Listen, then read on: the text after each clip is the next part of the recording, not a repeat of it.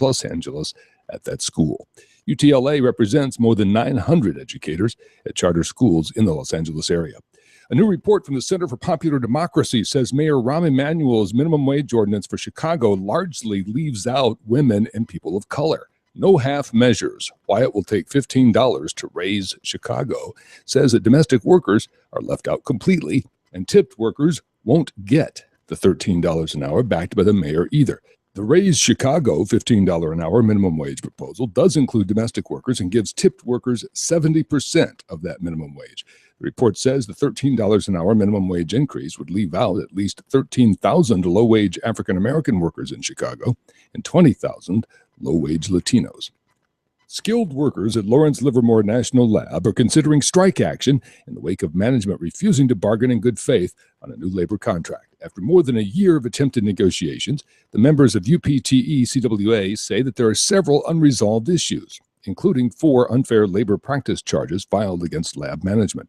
The lab workers have safety concerns as well because they say trained employees are in some cases being replaced by outside contractors unfamiliar with safety and security at the lab.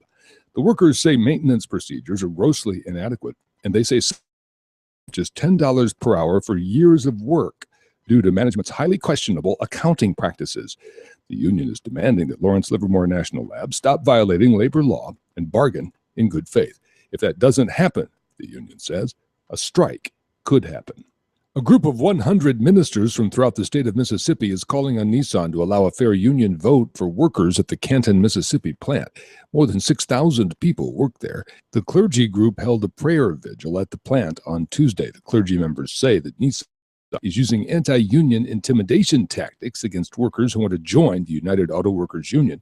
They say Nissan is also suggesting that if the workers unionize, the plant will move elsewhere. Workers Independent News is brought to you by the American Federation of Teachers and its 1.6 million members working to reclaim the promise of public education, health care, and public services for our students, their families, and our communities. More information online at aft.org. You've been listening to WIN, Workers Independent News. For more information, visit laborradio.org. It's time for the Rick Smith Show. I want you to get up now. I want all of you to get up out of your chairs. I want you to get up right now and go to the window, open it, and stick your head out and yell, I'm as mad as hell, and I'm not going to take this anymore. I don't want to abolish government. I simply want to reduce it to the size where I could drag it into the bathroom and drown in the bathtub. You bet I cut the taxes at the top. How dare you? How dare you? Go ahead. Make my day. The Rick Smith Show starts now.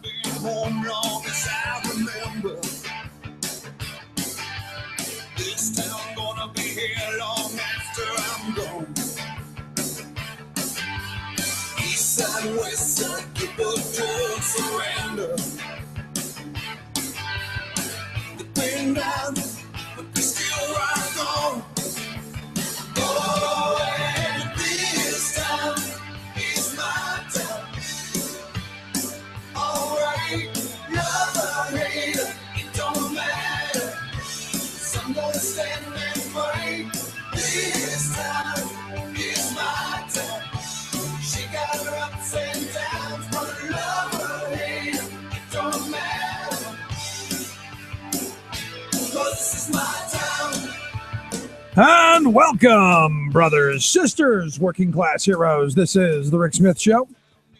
Thanks for being here today on the big program. Lots of things to get to, lots to talk about. We're counting down the days to November 4.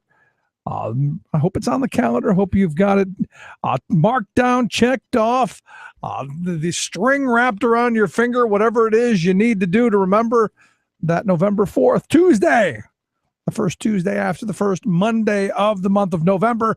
That's when you go out and you cast your ballot. And what's interesting to me is I've been seeing a lot of these studies telling us things we already know. There have been a bunch of studies out lately telling me what I already know, which is people of means, the well-to-do, they vote. And this is no surprise to us. Folks who are struggling, minimum wage workers are among the lowest participation members in the country, which always boggles my mind. You know, how it is that you get so little from your government, yet no one's participating. And, you know, I understand, look, the roadblocks put in the way. There's a reason for that. The reason is to hold us away from the box so that eventually people go, well, you know, we're just used to being beat up. And maybe, as I've said, maybe the Stockholm syndrome has applied to working people in this country, and maybe we identify with our quote-unquote captors and that we don't question it anymore. Maybe that's the answer. But, you know, study after study that comes across my desk shows the same thing. Folks with higher incomes participate at a much higher rate. That means they get out and they vote. Now, could there be a number of reasons for that? Absolutely. They may have the flexibility to go and take a little time off to go and participate, you know, to go and bother voting. Or maybe it's just that they see it as the opportunity to have their voice heard. What's interesting to me is, you know, you look at the presidential elections where, you know, everyone does such a great job of, you know, trying to get everyone out to vote, and young people and minorities and low wage workers are all pushed to the polls during a presidential because it's, hey, we're voting for president. Not realizing that these midterms, these off-year elections, these are the big ones. These are the ones that really impact our lives at an enormous rate, because these are the folks that give the stuff to the president. These are the folks who are gridlocking our government. And it's interesting to me that, you know, we end up with a very conservative looking Congress when the country is not center right. I truly believe as a whole, the country is center left. The people who vote in the midterm elections, they are center right. And the idea that, you know, that I think at some point we've got to come to is, you know, the government that we get is the government that we deserve. And if we sit back and we allow the handful, and look, you know, 25, 30%, I consider, you know, not much more than a handful of the country, especially when you consider about only half of the people are registered to vote to begin with. You start paring that down, the number is very small on who decides who gets what. And as I've been saying for quite some time, we had better figure out, and in a hurry, how we're going to get people participating. Now, November 4th is coming. You look at a number of really interesting races around the Commonwealth. We'll talk about that today. Also going to talk about the provisional ballots, who's using them, who's being and are they working? Also a little bit about education. I don't know if you've seen the Time magazine cover of the gavel about to smash the apple with the headline, "Rotten Teachers." We'll talk about the ambush that is. Also, Matt Farmer is going to be here, Chicago lawyer and musician, going to roll out a new song for us in the Illinois gubernatorial election about the billionaire plutocrat Bruce Rauner and his seeking the governorship there in Illinois. Very, very, very interesting race going on out there. But here in Pennsylvania, there's some interesting stuff going on. There is a slight chance that the Democrats could take the Senate. Right now, you have a Republican majority of 27 to 23, and really all you need are two votes. You need to flip two of those seats, make it a 25-25 chamber, and you end up with, obviously, if we have a Governor Wolf, you have Mike Stack, the lieutenant governor, casting the 26th and deciding tie-breaking vote. So that, you know, there's a possibility that if Tom Wolf wins, there's a chance that you could see the Senate flipped. I doubt you're going to see the House flip, and we're going to talk about some of those races a little bit later on. But right now, you know, the Senate is maybe possible. And there are 5 races that a number of different organizations have pointed out and said, hey, you know, this is one that you want to keep an eye on. 3 of them are ones that I had been watching. In the 46th district, Tim Soloway, the incumbent Democrat, is being really pushed from the far right by this, basically a Tea Party candidate with lots of outside money. And he's early on, it looked like he was, shoo-in. Looks like some of the money has kind of helped. So it'll be interesting to see where that race goes on election night. So take a look at that. Also, the big one for me is obviously in the 26th district where John Kane, the plumber and pipe fitter union guy, is running. He was a business manager for the plumbers in down that area, local 690. So it'll be interesting to see. And that's been a mudslinging race where they've thrown a lot of character assassination at John Kane, and it'll be interesting to see where that goes because it's an up in the air. It's an even split. They're saying, some are saying this is the battle royale. This is the way that the state will swing. How this district looks, and if you have a huge turnout for Wolf, that could be a good thing for Kane. If you have a low turnout, maybe not. But also another race that they've pointed to that I've been following is the Scavello race, the Republican up in the 40th senatorial district, which is up in Monroe County. It's in the northeastern part of the state. You've got the Democrat Mark Arand running against him. And that was, I guess, when you look at a lot of this stuff, this is the gerrymandering that went on and the changing of districts. So you see that, there's some shot. Jim Furlow, evidently this is, I guess, part of his seat, I guess. So it's technically, with him retiring, this is technically his seat, I guess. So it'll be interesting to see what happens on Tuesday night.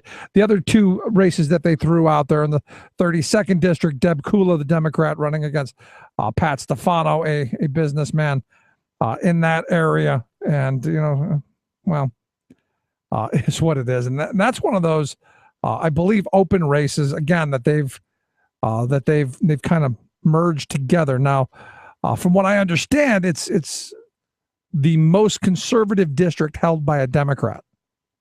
So there's an opportunity for the Republicans to pick that seat up. And we'll see how this goes. I mean, for me, you get that two swing vote, you get that even number, maybe you got some chance of getting something done. The fear that I continually have, and while the polls look that I think Wolf was up by 10 to, one poll had him at 10, one poll had him at 13, and one was just way out in the 18 range. If you do get this big swing of him in, I see some coattails, and the hope is that there are coattails. If you don't, if you have a solidly controlled Republican House and Senate, I fear 4 years of gridlock. Unless, as Jim Byrne pointed out earlier, a couple of days ago, that the Republicans really want to get something done. I find that hard to believe, but I'm sure there are some that do. I'm sure there are some that look at themselves and go, I'd like to be more popular than herpes or cockroaches. So it'll be interesting to see where we as voters go. And this is why I think it's so important that folks get out and vote. It's so important to get out and so that on the 5th, you don't look back and go, gee, how'd that happen? Anyway, lots to get to today, lots to talk about. We're going to take a quick break right back after this. Stick around. You listen to The Rick Smith Show. We're working people. Come to talk. You might start represent. Say the USA is drowning in grafted lies. Say the USA and resume the ties it bind. Stop taking all our money and shipping it offshore. Do the job that you're elected for. Saving work in America, one shot. The Rick Smith Show. From United Nations headquarters in New York, this is your World in 2. I'm your host, Luke Vargas, with the Talk Radio News Service.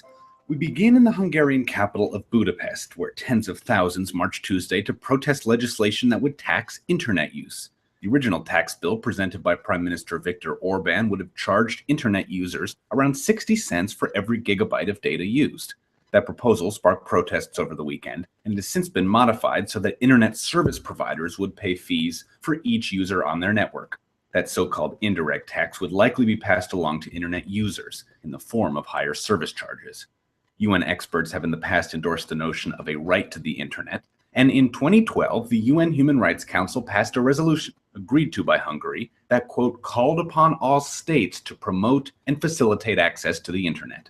Asked today whether Secretary General Ban Ki-moon supports that universal right to the internet, his spokesman, Stefan Dujarric, offered the following. The right to access to information is a basic and a critical right. And I think in today's world, that would to access to the internet. It hasn't been a great year for Nigerian President Goodluck Jonathan in the global court of public opinion. The militant group Boko Haram has continued its campaign of terror across the country's north, and corruption in both the military and armed forces is believed to be hindering the state's ability to react to arrests. But there are some bright spots domestically. Economic growth remains steady despite falling oil prices, and the country scored a diplomatic success by earning a 2-year UN Security Council seat last year. Those successes are likely what drove President Jonathan to announce today he'll seek re-election this coming February. Jonathan can expect some stiff competition, though, as one of the country's former vice presidents and a governor of the most populous Nigerian state have also thrown their hats in the ring. For more global news headlines, visit talkradionews.com.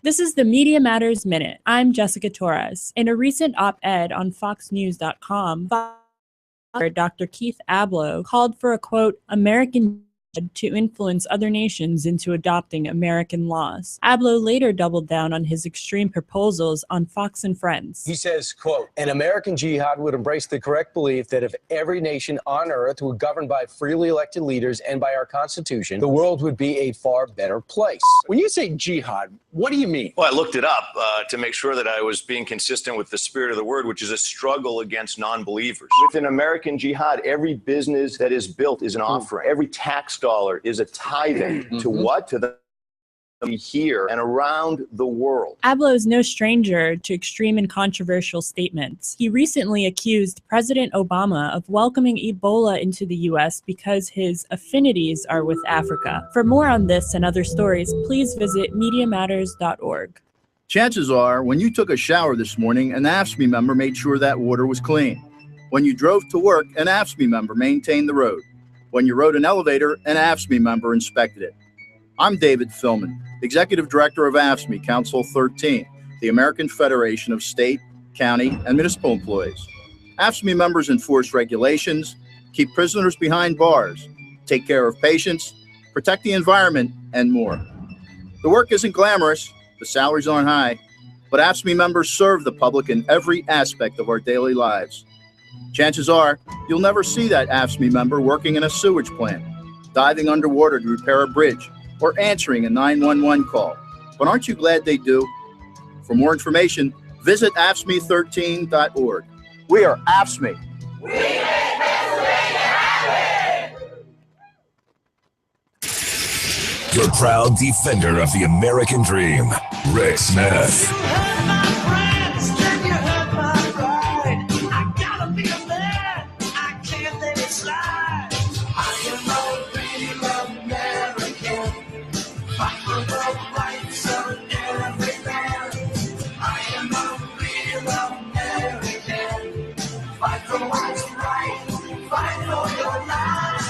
Welcome back to the Rick Smith Show. Check out the website, thericksmithshow.com. Questions, comments, something on your mind, you can email me, Rick, at thericksmithshow.com. So the days are ticking down. November 4th, just around the corner. And as I've been saying for a while, what this election really should be about is how have things been going the last 3.5, 4 years? The priorities that this governor and the Republicans have pursued. Are we happy with it? Are we happy with, wanting to privatize everything? Are we happy with funding cuts to education? Are we happy with the direction the Commonwealth's gone? And I've quite frankly said no. But here to talk a little bit about the last 3.5 years and what he thinks we should be doing, I've asked Pennsylvania State Representative Pat Harkins to come talk with us. Pat, thanks for taking time for us. Hi, Rick. Thanks for having me on. I look at this, and I'm not feeling the enthusiasm that you would normally feel in a gubernatorial race, because I think so many people are not happy with the governor and the things that they've done. So I'm hoping that November 4th, the ship gets righted. Yeah, I think it's the whole administration. I think it's not only the governor, but it's the people that he has with him. The team that he's assembled is not a working team. It's not a group that wants to be productive for the average working person in Pennsylvania. I look at the guy, the no-show guy. I forget what his name is. Tamales. I almost forgot his name. I look at that as kind of indicative of the entire term, that we spent a lot of money on something that got us absolutely nothing as taxpayers. Yeah, and you can't forget the lottery and the state stores and education, the Sandusky scandal. Everywhere you look, under every rock, there's something there, and it's not good. It's time for change, and hopefully under Wolf, we're going to get some continuity and some people that work well together on both sides of the aisle and come together for the public. That's what we're there for the betterment of the Commonwealth. And for me, as somebody who has 3 kids, one of the top things that is most important to me is education. And, exactly. I look at what's going on these last 3.5 years, the last 4 budgets, if you will, where he's attempted to balance the budget on the backs of my kids' future, not just my kids, but college kids as well. And he gives the tax breaks to the wealthy individuals that contributed to them, which in my mind is illegal. But the working class people fall by the wayside, and education took it the hardest, I believe.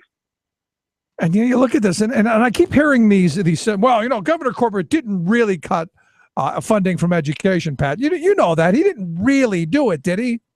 No, and we see all these jobs going away, and we wonder why we don't have the money to pay the pensions, which he hasn't paid into the pension plan in the time that he's been governor. But then they wonder why we're in deficits. We went from 7th to 47th, and now 50th in job creation. That alone should be enough to sink a ship. And to me, that should be the front and center message. And the fact that all of our property taxes have gone up, all of the fees that you pay for permits and all of the such have gone up. And I guess I'm shocked that he runs on a platform of I didn't raise your taxes. Well, and then too, keep in mind he brings up this pension thing, and there was steps put in place a few years back before Rendell took off that should right the ship. We should have 2 more years of tough sledding, but if they would pay their way and do what the obligations say that they should, we should be okay, and we should turn the corner in at least 2 years. But when you look at what this guy's done, it's been a negative in every respect. How come we don't hear anything of that in the mainstream media? I think that he has people snookered. That the Pittsburgh Tribune seems to be his cheerleaders, and they fall for this thing with the false pension thing that he brings up. But if you really dig into the pension issue and you study it, it would take 30 years to find any relief that he's promising, and he knows it, and he's now being forced to admit that. But these 401ks are not the answer, and that's what he's trying to do, is reward his wealthy campaign contributors. I look at this, and the pension plan that they've put forth, that Corbett has put forth, as I understand it, and as I've talked a number of times on this about, would actually make the situation worse. And, to me, I guess it's indicative of the entire term. Everything that they've attempted seems to make things worse for a certain segment of the population. And that would be anybody who works for a living, in my view. Yeah, and everything they've done has been done under a cloak of secrecy. We never once had a public hearing to vet any of the issues with the pension. It was always a thing where we had to vote quickly, and we always had to worry if the vote was coming up. They always wanted to sneak something through. And I look back to the lottery issue and the state store issue. That was all handled the same way. Very few outlets for public information. Secrecy was the motto. Keep everything away from the public. Don't let them know. Don't let the legislators know. And spring it on them when we think we can get the vote. That's not the way we should be running a business, and that's not the way we should be running government. Well, you bring up an interesting point there. I mean, should we be running government like a business? I say no. I mean, we hear this a lot. Well, we wouldn't run a business like this. You're right. We probably wouldn't. We would want to suck as much profit out of a business as we can while providing as little service as possible. I think government should be a little different. I think we should be providing as many services as possible. And while not squandering the tax dollar, but not thinking a way of how can we put this in some individual's pocket. And that always sounds good at election time. You'll hear these Republicans run, and they'll say, "We're going to run this government like we run our businesses." I think it was even Stockman that admitted under Reagan that trickle down didn't work. It's so much different. A private business doesn't have to run the prisons. Private business doesn't have to pay for healthcare and everything else. And a private business, if a private home has somebody that needs something, they go and they float a loan for it. These people just want to cut to the bone, and they don't want to have any money for people to, unexpected expenses and things like that. So no, you can't run it. It's a totally different animal. Except if you're Senator Scott Wagner from the 28th Senatorial District, who runs his business by taking money from the taxpayer. That's one of those things that always strikes me as odd. The guy who wants to go after and destroy the public sector, where he basically made his money being the private sector version of the public sector. We could spend many and many hours on that one. He is I think he's finally getting his eyes open to how government actually works. And I don't think yet he's been honest with the public and told them how his business is supported by the government. And I think that the people in his area should wake up and start expressing that to the rest of the Commonwealth. Yeah, I'm hoping at some point we wake up to that reality. Because I look very frustrating. I look at November 4th as an opportunity to change the state. I mean, look, we're 50th in job creation. To me, that's not something you want to run on. And we were 7th under Rendell, and then we dropped down to 47th, and then last week we got word we were down to 50. Keep in mind the states that we're behind. It's phenomenal that all these other states are ahead of us, and we had Corbett come in with the Republican leadership and tell us that we were going to be number one in job creation 4 years ago. They've controlled everything from the House to the Senate to the governor's mansion, and they haven't been able to provide us what we need. So basically the way I see this, Pat, is that this is the failed ideology that we should have learned for the last 30 years. Enormous tax breaks for corporations at the expense of education and infrastructure, just not the way to go. It doesn't work, and it's proven itself over and over. And they were able to snooker the public, and they got elected the last time. But I hope this time people wake up and get out and vote. I mean, look, 27,000 education professionals across the Commonwealth lost their job. I don't know how that's good for the for the state of education. And I look at what's going on in Philadelphia. You look at what's going on in the York City School District. You look all across the Commonwealth, and there's chaos. I spoke with a high school girl from the Philadelphia School District who said, my entire high school experience has been one of chaos. Even the charter school there that's closing down. Did you hear about that yesterday? Yeah. Well, what do you do with those kids' lives? The education they were supposed to have, the advancement they're hoping to make, the seniors, that's all for naught now. And it's all because a few people wanted to make a couple bucks and people saw it their way. And now where are those poor kids at and the families? Back when, and I don't know if you remember the story out of Philly, the Frontier Virtual Cyber Charter School, they had there, and I don't know if the guy's going to jail yet or not. I'm hoping. Evidently they were supposed to have these computers for 52 kids, printers and scanners and internet access. Turns out didn't bother having any of that stuff. And I asked that same question. What happens to those 52 kids? Because, a year, 2, 3 of their lives gone. I mean, and the remediation costs have got to be astronomical. Or if they ever remediate, and do they just end up in that pipeline to prison? Yeah, and you feel bad for the seniors because this is the year that they're supposed to shine and look forward to what lies ahead for their future. And they're stymied with things with trying to just shore up, graduation, I'm sure. But yeah, it's always a case where on the education committee, I've been on that for 8 years, but it's always a case where somebody with money comes in and waves it in front of them, and these people are mesmerized by it, and they vote for it, and they push their concepts. And in the end, you know that it's not the right thing to do, but they still go through with it. So and it's always for naught. So where do you see things going on Tuesday? What is your sense? You've been in this game a long time. What's your sense of Tuesday in the gubernatorial race to start? I do believe that Wolf is going to win. I think it's going to be a substantial amount. With the turnout in Philadelphia for Stack and the contested congressional races, I think that will bring out the voters. My only concern is in the areas like where I'm at, where there may not be a strong turnout because of a lack of races. But I do believe that Wolf will be the winner. All right. Well, that's a good sign. What do you see in the Senate? Because earlier I talked about there's a possibility of flipping the Senate. All it takes is two races to go the other way, and you've got at least an ally in the other chamber. That would be beautiful. And then if we could pick up a handful of seats, even 5 seats, it would make it a functioning minority. But the dynamics are going to be so strange because you've never had a sitting governor lose and have to transition over to an incoming governor. So that in itself will be interesting to watch. But in the Senate, I was hoping that we could pick up 3 seats. And I still think it's possible to do that. But it would be even interesting if there were a tie and you would have to have a lieutenant governor be the tiebreaker. Yeah, that's one of those things. But, I wonder, you guys in the House, how you're going to react. Because, these last couple of years, there's been, as I understand it, and you correct me if I'm wrong, but almost no interaction between the parties. I mean, the Republicans basically shut you guys out, as I understand it. Yeah, and we're in the deep end of the pool on our tippy toes. We need some help. And that's why I stress with people when they say they want certain bills pushed. I said, as we're so deep in the minority, we can't even get any bills to the forefront. And at budget time, we're pushed to the back.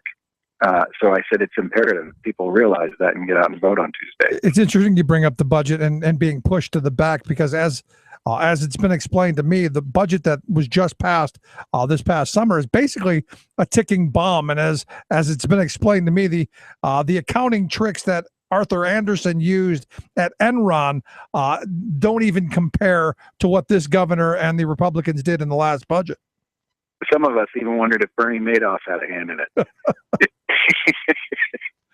It was so bad we knew it when we left, and even Republicans were snickering and telling us, hey, wait till you see what this thing contains. We didn't even hear about it till 20 minutes before. Usually they pass up, and you can at least see what your school districts and everybody are going to get before you vote on it. We didn't even have that luxury this time. They knew it was wrong. They knew that the numbers in there couldn't sustain themselves, and yet they let it go through. Let me ask you the last question I've got. You brought up school funding, and Pennsylvania's got kind of a screwy way of funding schools, as I've been told. There's really no fair funding formula, is there? No, and there's a committee in place right now, bipartisan, and I think they truly are working on something that would work for everybody.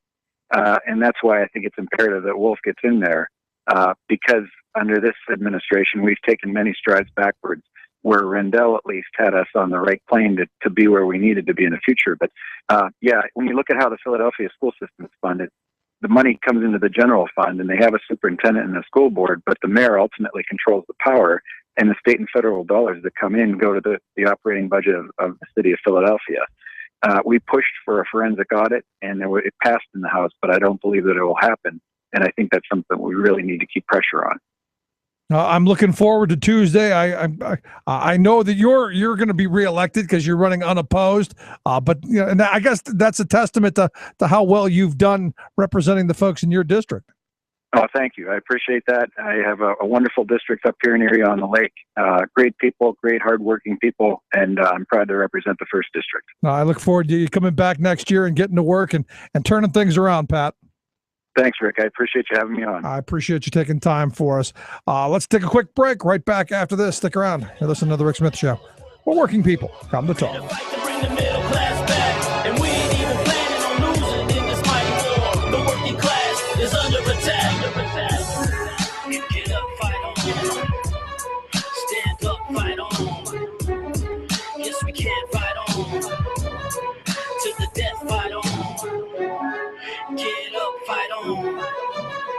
Stand up, fight on. Yes, we can fight on. You're listening to The Rick Smith Show.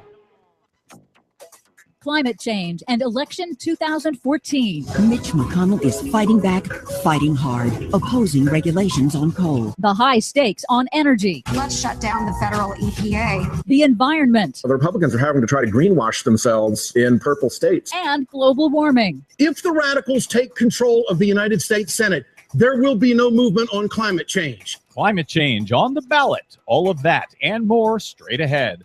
From Brad Blog, I'm Brad Friedman. And I'm Desi Doyen. Stand by for 6 minutes of independent green news, politics, analysis, and snarky comment. Not only is the ice not melting, more polar bears are alive and happy today than we've had in 100 years.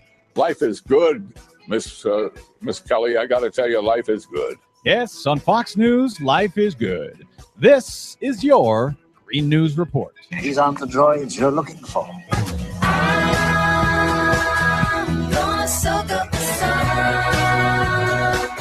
Okay, Desi Doyen, aside from the disasters on Fox News, whether it's Ebola, terrorism, or anything else, when it comes to global warming, everything is great, nothing to worry about, and that very question is going to be on the ballot across the country next week.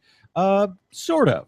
Yeah, it's mostly the implications of global warming on energy and water and the environment and policies. The 2014 midterm elections are on Tuesday, November 4th. They are the first elections in U.S. history in which the media is covering global warming as a defining issue with major implications going forward into 2016 and beyond. Polls show the majority of Americans want government action on. Republicans are still holding on to denial. In the Colorado governor's race, for example, the Republican candidate, Bob Beaupre, outright denies climate change, in contrast with Colorado's current governor, Democrat John Hickenlooper. Mr. Beaupre, do you believe humans are contributing significantly to climate change? No. Mr. Hickenlooper?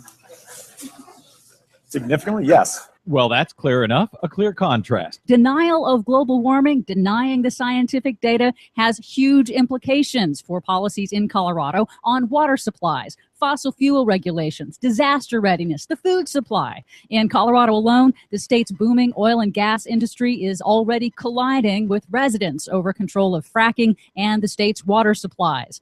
Other Republican candidates have tried to dodge the question on climate change, like Senate Minority Leader Mitch McConnell, locked in a close race with Democrat Allison Lundergan Grimes in Kentucky. Senator, that's a yes or no question. Do you believe in global warming? It is not a yes or no question. I'm not a scientist. While McConnell's Democratic opponent, Grimes, accepts the science of climate change, both of them are beholden to Kentucky's powerful coal industry. On November 4th, control of the U.S. Senate is at stake. Republicans need a gain of only 6 seats to get control and put Mitch McConnell in charge as Senate Majority Leader. McConnell has promised to defund the Environmental Protection Agency and federal climate science research and block President Obama's new historic emission standards for power plants and cars. Republican control of the Senate would also put climate change denier James Inhofe of Oklahoma in charge of the Senate Environment Committee. Wait a minute. This guy? The notion that man-made gases cause global warming is probably the greatest hoax ever perpetrated on the American people. The guy who said climate change is the greatest hoax ever perpetrated on America is going to be in charge of the U.S. Senate Environment Committee. Oh, and it gets better. Denier Ted Cruz of Texas would be in charge of the Senate Science Subcommittee. Of course he would. Long-term control of the U.S. Senate will also impact whether the U.S. ratifies the upcoming United Nations International Climate Treaty, now under negotiations. Now, top environmental organizations are fighting in the election ad wars in key races, like the League of Conservation Voters, which aired this ad against Michigan Republican Senate candidate Terry Lynn Land. We see it every day in Michigan. Climate change having real effects. So why is Terry Lynn Land still ignoring the science? She's got her reasons. Over 6 million of them from the Koch brothers front groups backing her campaign. So polluters can keep dumping carbon pollution into our air with no limits. And of course, that's the reason that all of these Republicans are pretending they don't believe in climate change, is because they are getting millions and millions of dollars from the fossil fuel industry to pretend that that's the case. The record $85 million that environmental groups plan to spend is no match for the $300 million spent by the billionaire Koch brothers and their shadowy front groups alone. There's a hell of a lot at stake on the ballot next week. Don't know if the American voters know that, but I can tell you the fossil fuel industry sure as hell does, and that's why they're spending everything they need to buy this election for themselves. For much more on all of these stories and the high stakes in next week's election, please check out our website at greennews.bradblog.com. Don't forget, you can and should find us and follow us on the Facebook and the Twitters at Green News Report. For bradblog.com, I'm Brad Friedman. And I'm Desi Doyen. And this has been your Green News Report. Who's gonna take on the big machine? Who's gonna stand up and save the earth? This all starts with you and me.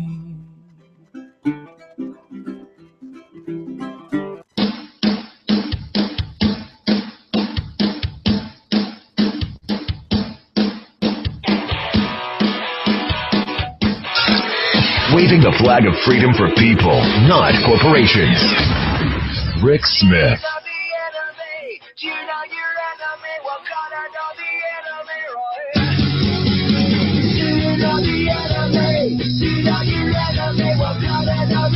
Welcome back to the Rick Smith Show.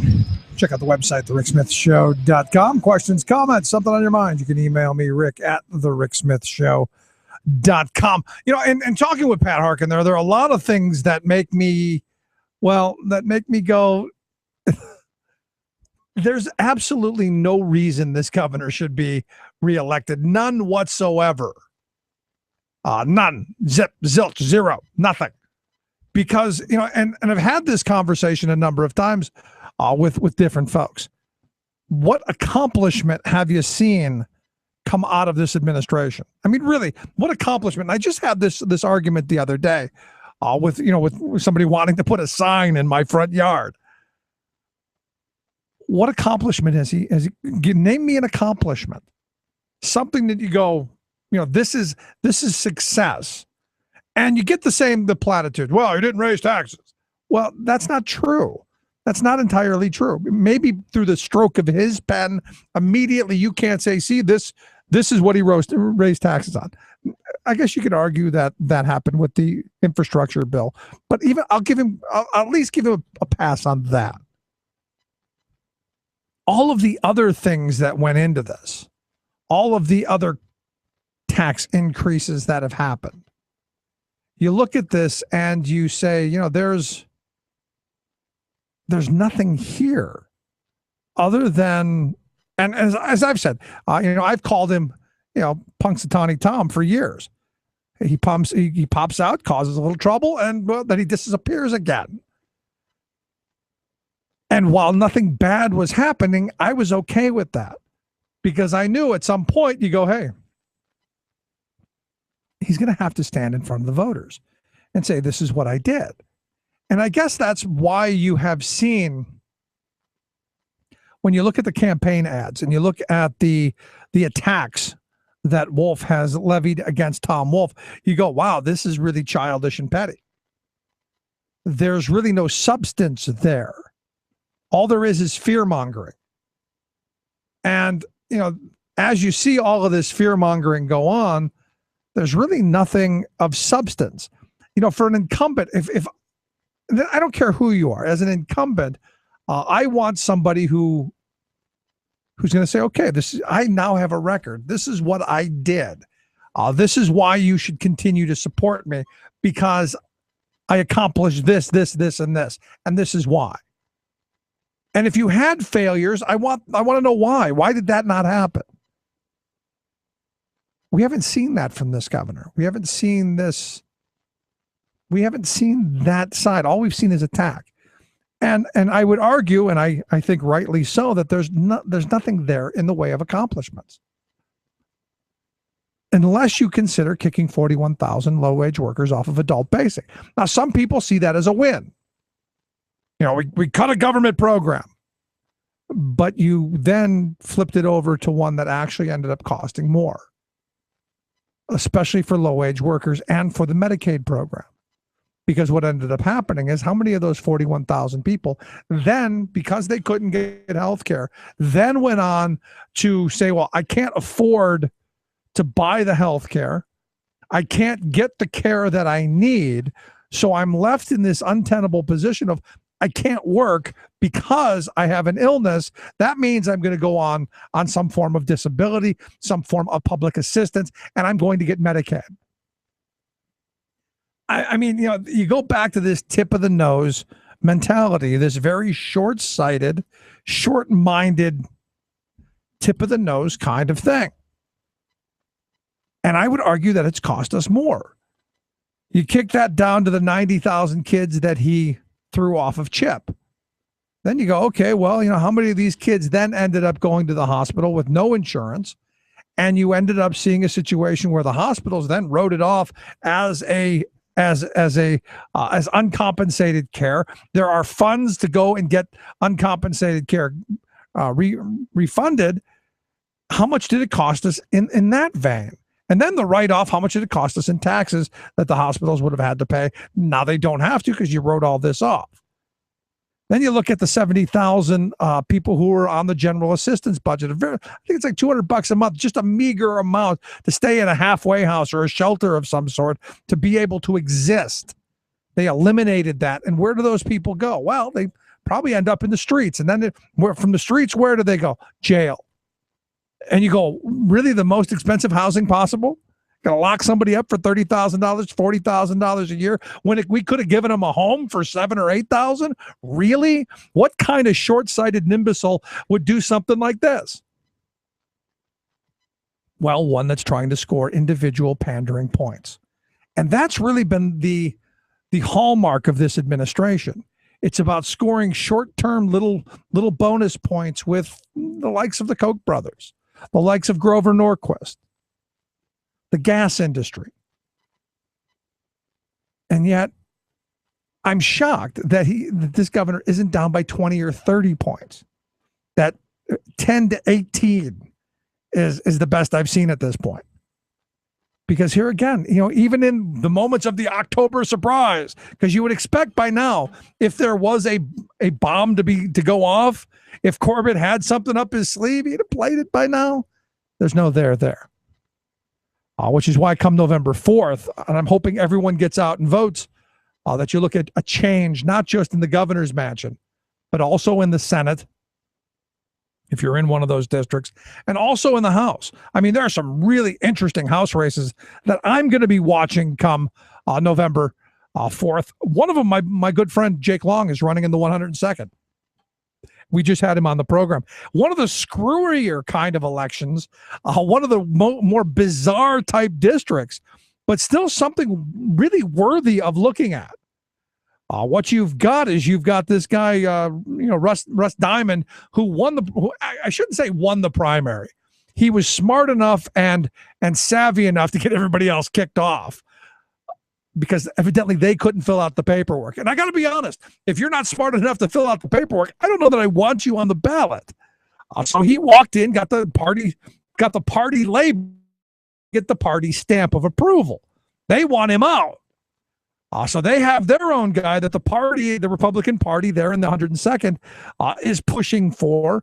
I also understand there's a Tea Party crazy woman, 12 crazy woman, or whatever they are, out there saying, well, if, more votes for me, which is kind of a four-way race, where in a district that is 65-35 Republican to Democrat registration, my buddy Jake has actually got a good shot of becoming the representative for that district. What's going to be interesting for me, honestly and truthfully, what will be interesting for me is to see how many people are lever pullers and how many people pay attention to the party. That's what's going to be interesting to me, because they've endorsed the independent. The party label is carried by the guy that the party doesn't like and can't stand and never could.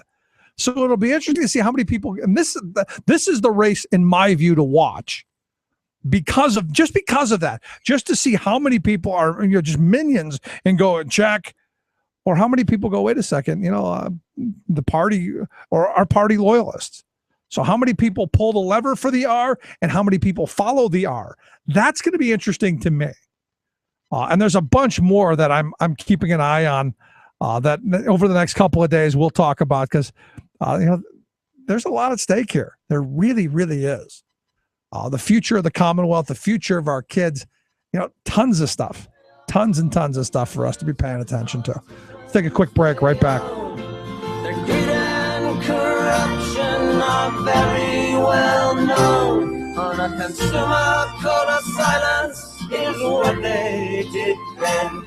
We know it, so let's don't pretend.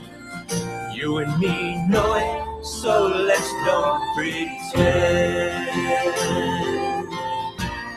Thought-provoking, intelligent conversation with a heart. The voice of the working class, Rick Smith. Would you dive 14 feet deep in the Susquehanna to keep a bridge safe? Would you spend night after night with prisoners to keep your community safe? Would you spend Christmas Eve plowing snow to keep roads safe? AFSCME members do. Men and women who choose to serve in public service. Mine inspectors, 911 dispatchers, healthcare workers, parole agents. You may not think about them, but no, they're all thinking about you. This message brought to you by AFSCME Council 13. I love groups with the gumption to take on big tasks and do what needs to be done. Can-do groups that can and do. But here comes the little choo-choo that couldn't, the U.S. Congress. Since the earliest days of our U.S. of A., the most basic task of this legislative body has been to keep our national house in good repair, tending to roads, bridges, rail systems, airports, school buildings, parks, internet access, etc. Yet, with a toxic mix of anti-government ideology and fiscal foolishness, congressional Republicans have recently been blocking every serious proposal to reinvest in America's collapsing infrastructure. The result is an inexcusable drop in maintenance, even as our population has expanded dramatically and the wear and tear on all parts of the infrastructure has created disasters in the making. As one senator says of our increasingly ramshackle house, I've been here 7.5 years. We have not solved one single problem. It's just so frustrating. That was no tax and spend liberal Democrat talking. It was a penny-pinching Republican, Bob Corker of Tennessee. Indeed, it was not that long ago that most Republicans understood and funded infrastructure, from Lincoln to Teddy Roosevelt to Ike and even Reagan, who called such common sense maintenance, quote, an investment in tomorrow that we must make today. Gail Collins, the superbly sensible New York Times columnist, recently noted that in a perfect world, Congress would figure out a serious long-term plan to fix bridges, etc. Yes, but I would amend her observation with this. It shouldn't take a perfect world. Even a Congress in a halfway mediocre world ought to be able to do that job. This is Jim Hightower saying, actually, thanks to the GOP, Congress is not the little choo-choo that couldn't. It's the choo-choo that could, but won't. Hightower's commentary is brought to you by the Hightower Lowdown. From Wall Street to Washington, this monthly newsletter reveals who's doing what to whom and why. Check it out, hightowerlowdown.org. Where family values are more than slogans. The Rick Smith Show.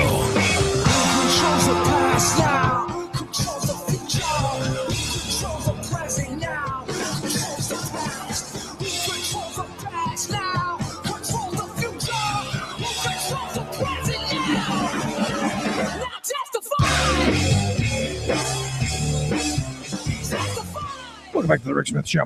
Check out the website, thericksmithshow.com. Questions, comments, something on your mind, you can email me, rick@thericksmithshow.com. Interesting day today in history. That is correct. The day being October 30th, 1986. Where was I at? 1986. I was in college at the time, having probably the time of my life. Ed Meese, the Attorney General at the time under Ronald Reagan, he, as part of the war on drugs, encouraged working people to, maybe take a look at what your coworkers are doing. I guess an easy way of putting it, he encouraged workers to spy on each other in the locker rooms, parking lots, shipping and mail room areas, and even nearby taverns. to keep them from using the drugs. So basically, it turned us into little spies on each other. And to me, that very, very conservative, very, very, very Republican. And I would expect none less from the Reagan administration. A bunch of people who are snooping on us all the time, and we just didn't know it. I mean, you look at this NSA stuff. This is what blows my mind, and this is why no one ever, ever believes me when I tell them Reagan wouldn't even be close to being elected today. All the NSA stuff really started under his watch. All of the the executive orders that came out that Democrats at the time, maybe they just didn't know. Or, maybe they were complicit. I don't know. But you didn't hear the kind of squealing that you heard, Obama's spying on us, when it was actually the Reagan policies. And, I just watched this series. And I suggest it because it's funny as hell. While I despise Amazon, Amazon Prime has this series, Alpha House, with John Goodman and Clark Johnson. The guy who's married to Kelly Ripa, and another guy, I can't remember his name, and then a whole bunch of politicos and people tied in, about 4 senators who are living in this, sharing the same house, and it's just kind of all of this insanity that goes on. But there's one scene where all the Republicans go off to their resort, and they have their little retreat, and they have these sensitivity trainings. You remember the sensitivity training when the Republicans brought in a bunch of female consultants to teach them how to speak to women. You just don't reach up behind them and grab them in the behind. Little things like that.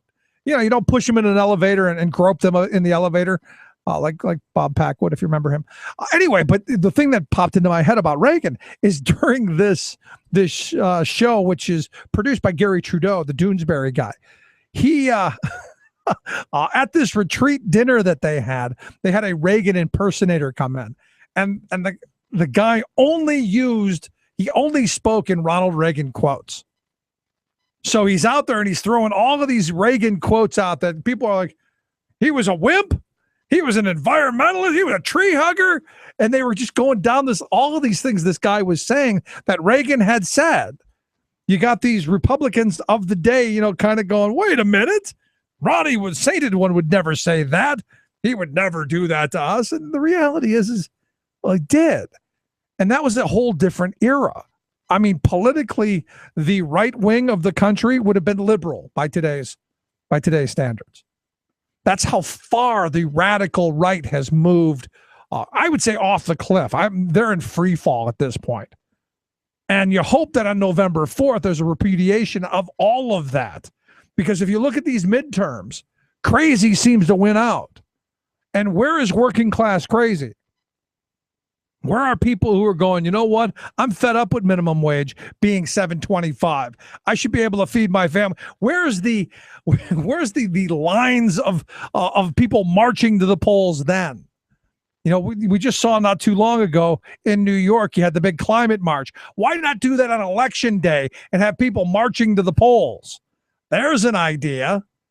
This way you can actually effectuate some change. To me, not a bad idea. But there's going to be lots of interesting races to watch come next Tuesday night.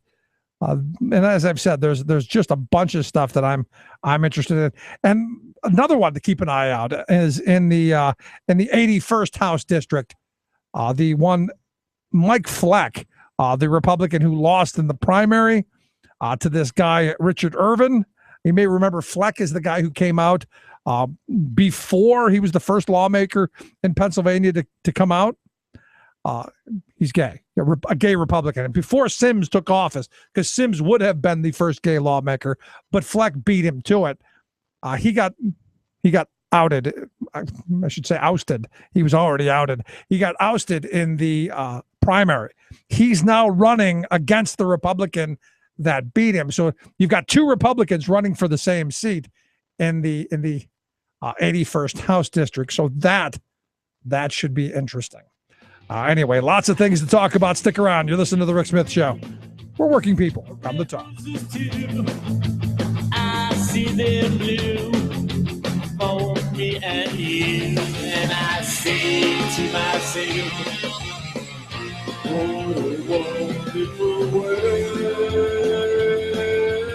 Yes, it is all about the children, even after they're born. Rick Smith. You're listening to The Rick Smith Show. For more information, go to thericksmithshow.com. If you've missed any portion of the program, you can download the podcast at thericksmithshow.com. You're listening to WIN, Workers Independent News, a production of Diversified Media Enterprises. I'm Doug Cunningham. United Teachers Los Angeles has added faculty at another charter school to the union ranks. 59 teachers and other faculty at Port Los Angeles High School in San Pedro organized a union at the charter school. 86% of them signed an open letter to the charter school board, and a petition was filed Tuesday with the California State Public Employment Relations Board seeking recognition of United Teachers Los Angeles at that school. UTLA represents more than 900 educators at charter schools in the Los Angeles area. A new report from the Center for Popular Democracy says Mayor Rahm Emanuel's minimum wage ordinance for Chicago largely leaves out women and people of color. No half measures. Why it will take $15 to raise Chicago says that domestic workers are left out completely, and tipped workers won't get the $13 an hour backed by the mayor either. The Raise Chicago $15 an hour minimum wage proposal does include domestic workers and gives tipped workers 70% of that minimum wage. The report says the $13 an hour minimum wage increase would leave out at least 13,000 low-wage African-American workers in Chicago and 20,000 low-wage Latinos.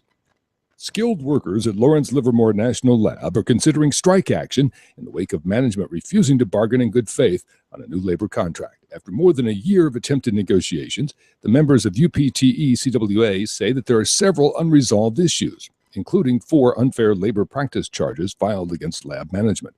The lab workers have safety concerns as well because they say trained employees are in some cases being replaced by outside contractors unfamiliar with safety and security at the lab. The workers say maintenance procedures are grossly inadequate, and they say some members have lost as much as $10 per hour for years of work due to management's highly questionable accounting practices. The union is demanding that Lawrence Livermore National Lab stop violating labor law and bargain in good faith. If that doesn't happen, the union says, a strike could happen. A group of 100 ministers from throughout the state of Mississippi is calling on Nissan to allow a fair union vote for workers at the Canton, Mississippi plant. More than 6,000 people work there. The clergy group held a prayer vigil at the plant on Tuesday. The clergy members say that Nissan is using anti-union intimidation tactics against workers who want to join the United Auto Workers Union. They say Nissan is also suggesting that if the workers unionize, the plant will move elsewhere. Workers Independent News is brought to you by the American Federation of Teachers and its 1.6 million members working to reclaim the promise of public education, health care, and public services for our students, their families, and our communities. More information online at aft.org. You've been listening to WIN, Workers Independent News. For more information, visit laborradio.org. Remembering that united we bargain, divided we beg. Rick Smith. We need to stand united for undivided, we shall never fall. Remember all, we need to trust in and then forever call our brothers and our sisters. And all you and I are in. You and I both know that we can rely on it. The time is prime, past the line, ain't no mistaking. For union resurrection, the anger has awakened. The sleeping giant, come on, yeah, we can do it. We need to revive, re-amp, and re-up the labor movement. Anything in life. Welcome back to the Rick Smith Show.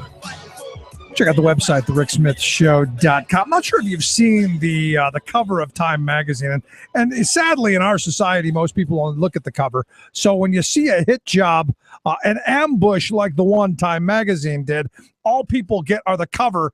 I doubt very many people bothered to read the article. As bad as that even was, the cover was terrible. It was the title of the article on the cover of Time magazine, Rotten Apples. And it showed a gavel about to smash down on an apple with the subtitle of "It's nearly impossible to fire a bad teacher, but some tech millionaires have found a way to change that." Like there's some nefarious plot, and and they all want bad teachers. And I've said this a million times, I've yet to find a bad teacher. Really, honestly and truthfully, I found a lot that are just amazing and fabulous, and some that they do their job and they do what they're supposed to. I've yet to find a bad one in my kids' experience. So when I see a cover like this, it infuriates me because I feel anyway that there's something behind it. this push to destroy public education, which is why I've asked Jeff Bryant to come talk with us. Jeff is a contributing writer over at Salon, and he's written a great piece in rebuttal to Time Magazine's Ambush, where he says, look, they're just an embarrassing internet troll now. And I kind of agree. Jeff, thanks for taking time for us. Thanks for having me back, Rick. So I look at this piece by Time, and just the cover alone, I believe, is just a flat-out ambush and really a backdoor job to teachers. Well, as I said in the article, Time is a publication that has been decreasing in popularity. Its circulation levels have plummeted over the past few years. So it has resorted to what I call hawking provocative magazine covers in low-budget grocery stores as a method of trying to get attention, because apparently their writing doesn't do it. Yeah, so we've moved. Time Magazine has moved right there with the National Enquirer, if that's what you're telling me. Yeah, that's who their competition is now. And that's a sad thing for journalism, because I remember as a kid, they were a trusted source. They were a resource that you would look to for actual journalism, not this kind of what appeared to me, and maybe you've got a thought on this, to be a funded piece, something that the privateers want put out so that it gets attention, so that people go, oh, see, the teachers are bad. They're all bad. And we should get rid of them like the millionaires want. Well, we know that the sentiment for ending teacher due process, the protections that they have in their jobs to keep them from being unfairly fired, we know that those work rights have been targeted by other people, such as Campbell Brown, for instance, and Right. Michelle Rhee, who get a lot of money from people such as Rupert Murdoch, from financial companies in Wall Street, and from organizations that have an interest in usurping public schools so they can privatize as much of it as they can. So I can't make any outright accusations, of course, but it just seems to be part of this whole web. Yeah, it seems too cozy for it, in my view, not to be. But you look at this and you bring up an interesting phrase there, due process. And a lot of people have gone after teacher tenure, which, look, I want everyone to have due process on the job. I don't think anyone works best in a situation where at any moment, being an at-will employee, you can be sent to the curb. I think that there should be due process on the job, and tenure to me is not a problem. Well, and I think people must understand that a teacher's job is particularly sensitive. They grade kids, they grade students, and those grades are often contested by parents who are very influential in the community. Teachers also sometimes teach subject area matter that some people don't agree with, like, for instance, the theory of evolution. That makes teachers at risk of being dispensed with unfairly for political reasons. And also, historically, teachers, since they've been mostly female, are often preyed upon by administrative staff, which is mostly male. So there's a real role for teachers to have job protections, not just for upholding their profession, but also upholding their personal rights as women in the workforce. Yeah, and it's interesting you brought up the grading. I go after my kids when if their grades are bad. It's never dawned on me that it was the teacher's fault that my kid didn't turn his homework in or her homework in or doing well in the class. I wouldn't think it would be the teacher's fault. Well, the teacher is oftentimes subject to lots of accusations and lots of blame. We sometimes look for anything else to blame other than the causes. For instance, a parent who's not being a good, dutiful parent at home, or for a kid who's being lazy. Or in the larger society, government officials that aren't really attending to things they ought to be tending to, like making sure there's adequate nutrition programs so that when kids go to school, they have a full belly. So in looking at this what I'm calling an ambush on teachers, and really, I think, for the intention, for the way I read it, with the intention of promoting and furthering down the road this whole privatization of public education. To me, if they were any reasonable publication with any journalistic integrity, they would talk about solutions, not attacking the teachers. What solutions, what should we be doing if there are bad teachers, if there are schools that are struggling? What are the solutions we should be following? Like I said in my Salon piece, the article from Time ended where it should have begun, in talking about how we really don't know how to, in an objective way, determine who is an effective teacher and who is an effective one. There's no objective way to do that. The methods that are being employed in a lot of state policies right now are known through research and by experts to be faulty. At least anywhere from a third to two-thirds of the time, they make inaccurate designations about whether a teach is high-performing or not. Certainly, we shouldn't be relying on them, even though we are. So we ought to start with, first of all, how do we determine who an effective teacher is? We don't really know how to do that yet. So we shouldn't be firing teachers. Absolutely not. When we don't even know. We don't even know what's an effective teacher. Well, I just think about myself, Jeff. I think about myself. I've had some teachers who I just thought the world of. That some of my friends really could not stand. And I've had some that I wasn't thrilled with, that I've had friends who just thought the world of as well. So any grading you could get, I think, would be highly subjective at best. We all know that, most of us anyway, and I speak for myself here, have had teachers we personally did not like. And we know that, yes, there are some teachers out there that probably need to go. A lot of them, in fact, do go. The teachers' tenure, especially if they're fairly new to the position, is not very long these days. As a matter of fact, retaining teachers is becoming a big part of the problem, rather than worrying about how many bad ones remain. Michelle Rhee, for instance, was who famously told people that she was going to fire teachers. She fired hundreds of them. It has done nothing of benefit to the D.C. public schools. Just cause more chaos.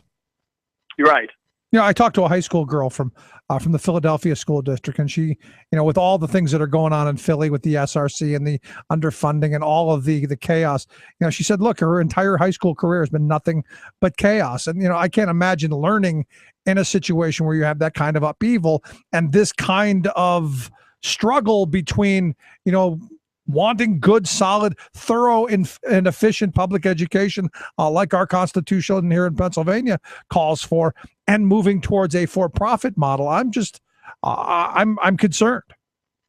We know what teachers need in order to be successful, and we are doing everything else but that. We know that teachers need good resources, and yet we continue to underfund schools.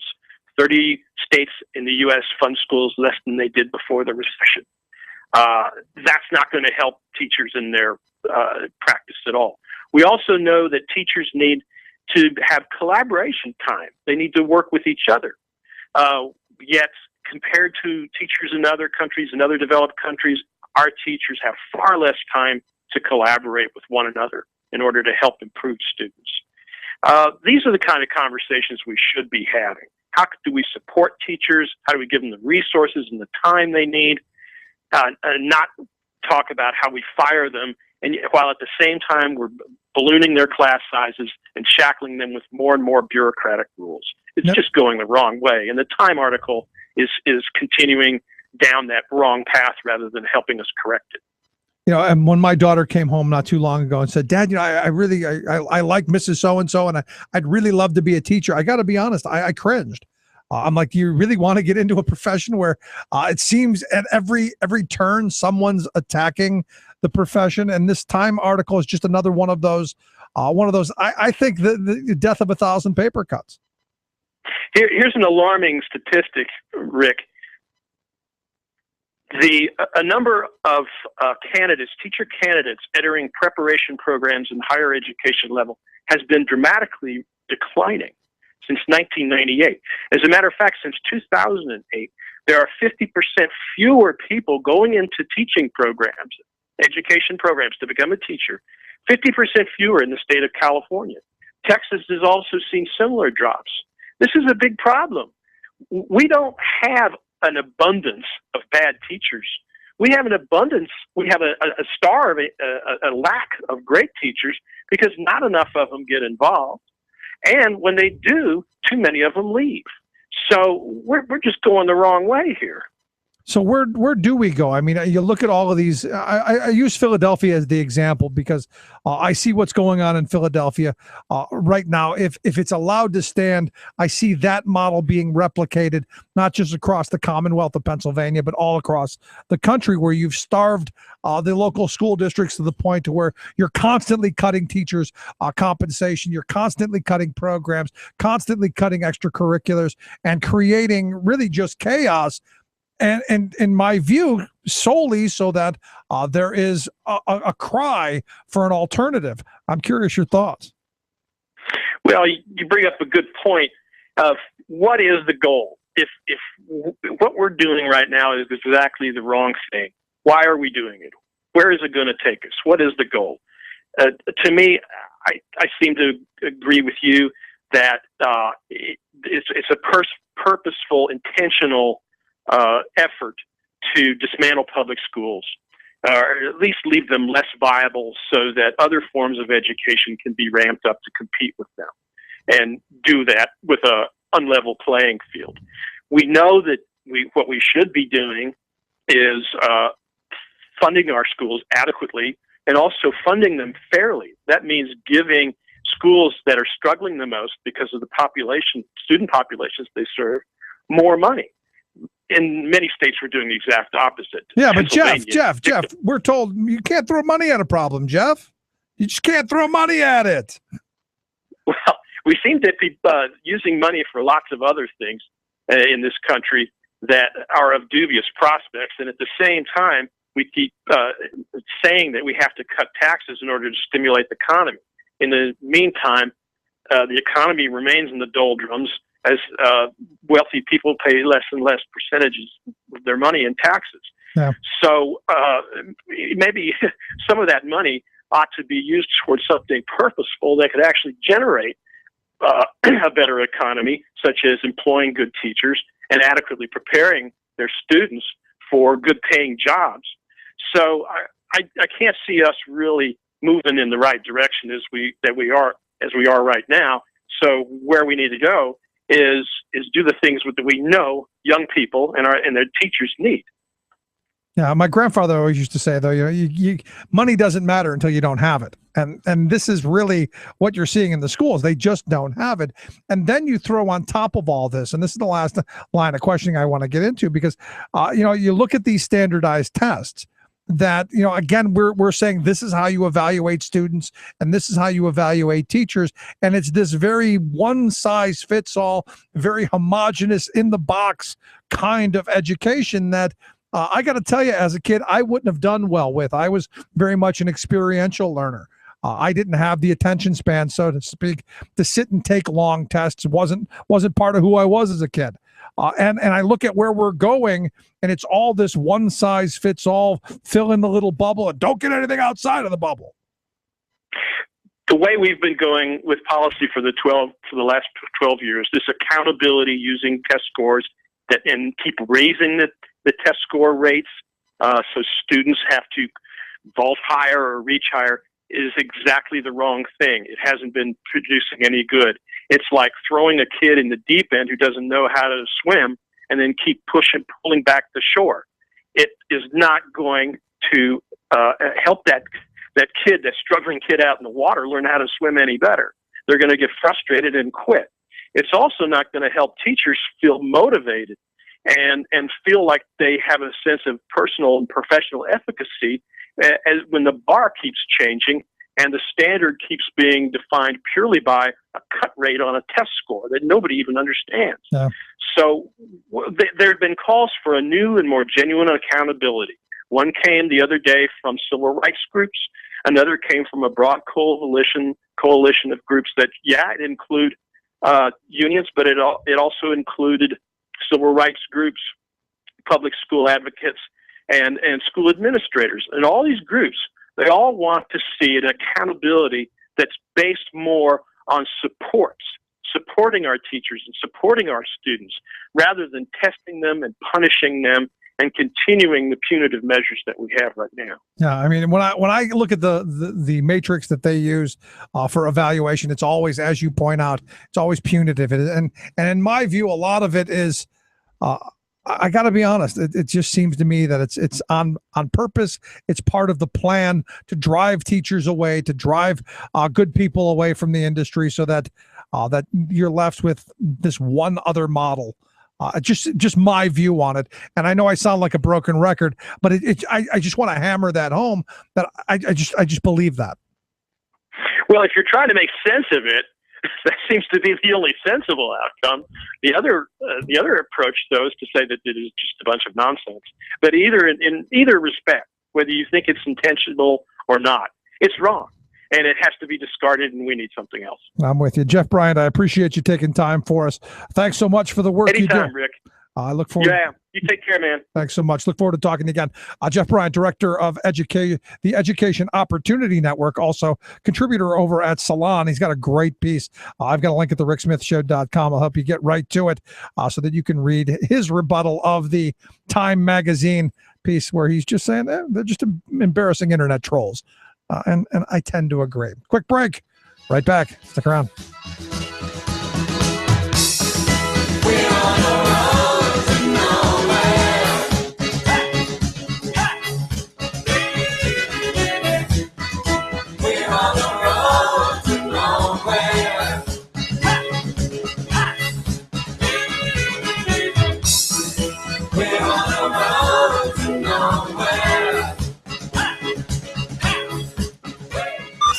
Bringing sanity and rational thought back to America.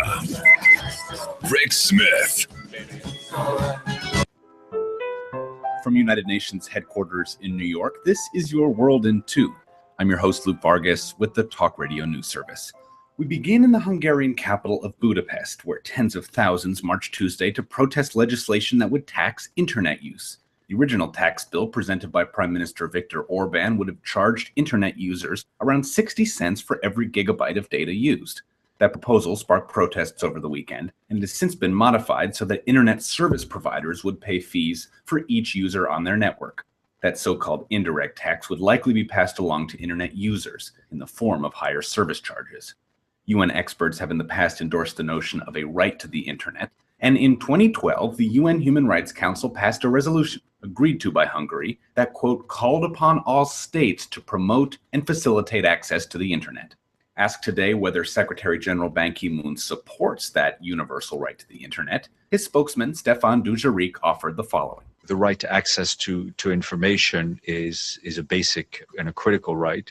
And I think in today's world, that would include the right to access to the internet. It hasn't been a great year for Nigerian President Goodluck Jonathan in the global court of public opinion. The militant group Boko Haram has continued its campaign of terror across the country's north, and corruption in both the military and armed forces is believed to be hindering the state's ability to react to a range of issues. But there are some bright spots domestically. Economic growth remains steady despite falling oil prices, and the country scored a diplomatic success by earning a 2-year UN Security Council seat last year. Those successes are likely what drove President Jonathan to announce today he'll seek re-election this coming February. Jonathan can expect some stiff competition, though, as one of the country's former vice presidents and a governor of the most populous Nigerian state have also thrown their hats in the ring. For more global news headlines, visit talkradionews.com.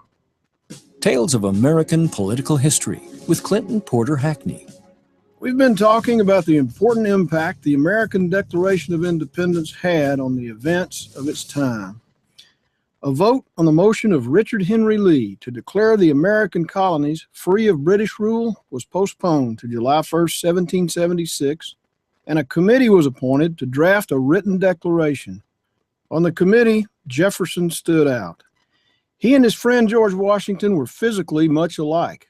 They were both by far the tallest among the delegates. Both were red-headed, and their facial features were similar. But whereas Washington was a hardy, athletic man, Jefferson was more intellectual and had the reputation of a great writer. He wanted to write the Declaration more than the others and was given the chance to do the first draft. Join us again for the Declaration's impact. This is Clinton Porter Hackney at cphackney.com. Bringing sanity and rational thought back to America. Rick Smith. We'll take up the box. We know it's full of precious pussy. Bust open the locks, and then we'll say, hooray! You're our ability. Being a pirate is all in the game. Do what you want, 'cause a pirate is free. You are a pirate. You hold on in a bus. You are a pirate. Arr! You're a pirate, aren't ya? Oh, you gotta love the pirate noise, don't you, mateys? Evidently, Stephen Kavanaugh, he's a inmate incarcerated in the state of Nebraska. He wants to be a pirate. Evidently, he's suing the state of Nebraska. Filed a legal complaint against the Department of Corrections there in the great state of Nebraska because they don't recognize the Church of the Flying Spaghetti Monster. He says, hey, I'm a member and I want accommodated status. I want to be able to order and wear my religious clothing, my religious pendants. I want to be able to meet for weekly worship services and hold classes. I want to be able to follow our religion. And evidently, according to the gospel of the Flying Spaghetti Monster, the religious clothing that he wants to wear, and he has cited the gospel there of the monster, he wants to wear the pirate costume. He wants the holy garb, if you will. He says, quote, "It is disrespectful to teach our beliefs without wearing the Flying Spaghetti Monster's chosen outfit." And that, of course, is, the pirate suit. He says that if he doesn't, the Flying Spaghetti Monster will become very angry. Now, the prison system has forced him to choose between angering his God and by not attempting to spread his word and demonstrate his faith, and angering his God by doing so in a disrespectful manner. I find this hysterical. I got to have the whole pirate regalia. I wonder if the bird is part of it as well. Now, what's interesting to me is the whole Flying Spaghetti Monster phenomenon came about because you had this guy in Kansas who wrote a letter to the Kansas School Board back in 2005 saying, look, if you're going to teach intelligent design or any of these other crazy ideas, well, I want my beliefs that of the world was created by this Flying Spaghetti Monster. I want that taught. And in fact, you look at this and I've heard people refer to the religion of the Flying Spaghetti Monsterism as Pastafarianism. So people are Pastafarians as well. And I think it's interesting. Now the state of Nebraska has offhand dismissed it because they said, look, it was a parody. It was, it was funny. It was a joke. That's what it was meant to. But here's the thing. And Ian Millhiser over at Think Progress points out that because our Supreme Court has gotten really kind of crazy, there may be something that says, if a guy wants to, worship spaghetti and meatballs and wear a Long John Silver costume to do it, as long as he has the sincerely held belief, whether it was a parody or not, it should be potentially worth considering. And I think that's fairly funny. And again, you look at these insane religious decisions that have come down from our Supreme Court that have sided decidedly with the minority, in my view. It's interesting, and I'm going to follow this Nebraska thing. Should be quite funny. Let's take a quick break. Right back.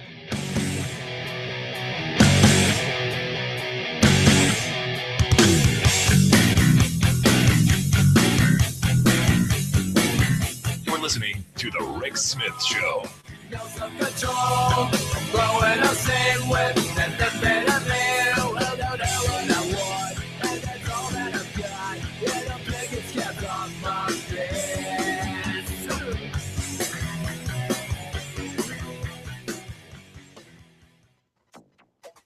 climate change and election 2014. Mitch McConnell is fighting back, fighting hard, opposing regulations on coal. The high stakes on energy. Let's shut down the federal EPA. The environment. The Republicans are having to try to greenwash themselves in purple states. And global warming. If the radicals take control of the United States Senate, there will be no movement on climate change. Climate change on the ballot. All of that and more straight ahead. From BradBlog.com, I'm Brad Friedman. And I'm Desi Doyen. Stand by for 6 minutes of independent green news, politics, analysis, and snarky comment. Not only is the ice not melting, more polar bears are alive and happy today than we've had in 100 years.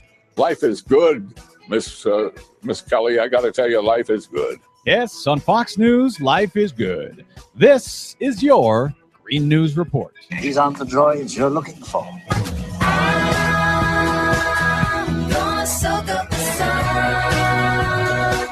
Okay, Desi Doyen, aside from the disasters on Fox News, whether it's Ebola, terrorism, or anything else, when it comes to global warming, everything is great, nothing to worry about, and that very question is going to be on the ballot across the country next week, sort of. Yeah, it's mostly the implications of global warming on energy and water and the environment and policies. The 2014 midterm elections are on Tuesday, November 4th. They are the first elections in U.S. history in which the media is covering global warming as a defining issue with major implications going forward into 2016 and beyond. Polls show the majority of Americans want government action on global warming, but Republicans are still holding on to denial. In the Colorado governor's race, for example, the Republican candidate, Bob Beaupre, outright denies climate change, in contrast with Colorado's current governor, Democrat John Hickenlooper. Mr. Beaupre, do you believe humans are contributing significantly to climate change? No. Mr. Hickenlooper? Significantly, yes. Well, that's clear enough. A clear contrast. Denial of global warming, denying the scientific data, has huge implications for policies in Colorado on water supplies, fossil fuel regulations, disaster readiness, the food supply. In Colorado alone, the state's booming oil and gas industry is already colliding with residents over control of fracking and the state's water supplies. Other Republican candidates have tried to dodge the question on climate change, like Senate Minority Leader Mitch McConnell, locked in a close race with Democrat Allison Lundergan Grimes in Kentucky. Senator, that's a yes or no question. Do you believe in global warming? It is not a yes or no question. I'm not a scientist. While McConnell's Democratic opponent, Grimes, accepts the science of climate change, both of them are beholden to Kentucky's powerful coal industry. On November 4th, control of the U.S. Senate is at stake. Republicans need a gain of only 6 seats to get control and put Mitch McConnell in charge as Senate Majority Leader. McConnell has promised to defund the Environmental Protection Agency and federal climate science research and block President Obama's new historic emission standards for power plants and cars. Republican control of the Senate would also put climate change denier James Inhofe of Oklahoma in charge of the Senate Environment Committee. Wait a minute. This guy? The notion that man-made gases cause global warming is probably the greatest hoax ever perpetrated on the American people. The guy who said climate change is the greatest hoax ever perpetrated on America is going to be in charge of the U.S. Senate Environment Committee. Oh, and it gets better. Denier Ted Cruz of Texas would be in charge of the Senate Science Subcommittee. Of course he would. Long-term control of the U.S. Senate will also impact whether the U.S. ratifies the upcoming United Nations International Climate Treaty, now under negotiations. Now, top environmental organizations are fighting in the election ad wars in key races, like the League of Conservation Voters, which aired this ad against Michigan Republican Senate candidate Terry Lynn Land. We see it every day in Michigan. Climate change having real effects. So why is Terry Lynn Land still ignoring the science? She's got her reasons. Over 6 million of them. From the Koch brothers front groups backing her campaign. So polluters can keep dumping carbon pollution into our air with no limits. And of course, that's the reason that all of these Republicans are pretending they don't believe in climate change, is because they are getting millions and millions of dollars from the fossil fuel industry to pretend that that's the case. The record $85 million that environmental groups plan to spend is no match for the $300 million spent by the billionaire Koch brothers and their shadowy front groups alone. There's a hell of a lot at stake on the ballot next week. Don't know if the American voters know that, but I can tell you the fossil fuel industry sure as hell does, and that's why they're spending everything they need to buy this election for themselves. For much more on all of these stories and the high stakes in next week's election, please check out our website at greennews.bradblog.com. Don't forget, you can and should find us and follow us on the Facebook and the Twitters at Green News Report. For bradblog.com, I'm Brad Friedman. And I'm Desi Doyen. And this has been your Green News Report. Who's gonna take on the big machine? Who's gonna stand up and save the earth?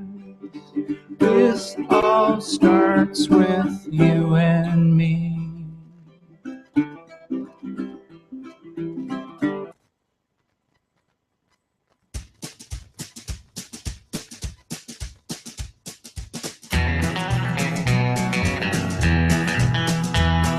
Some rich guys buy fancy cars, some spend their money on old guitars, some go in for private planes and boats.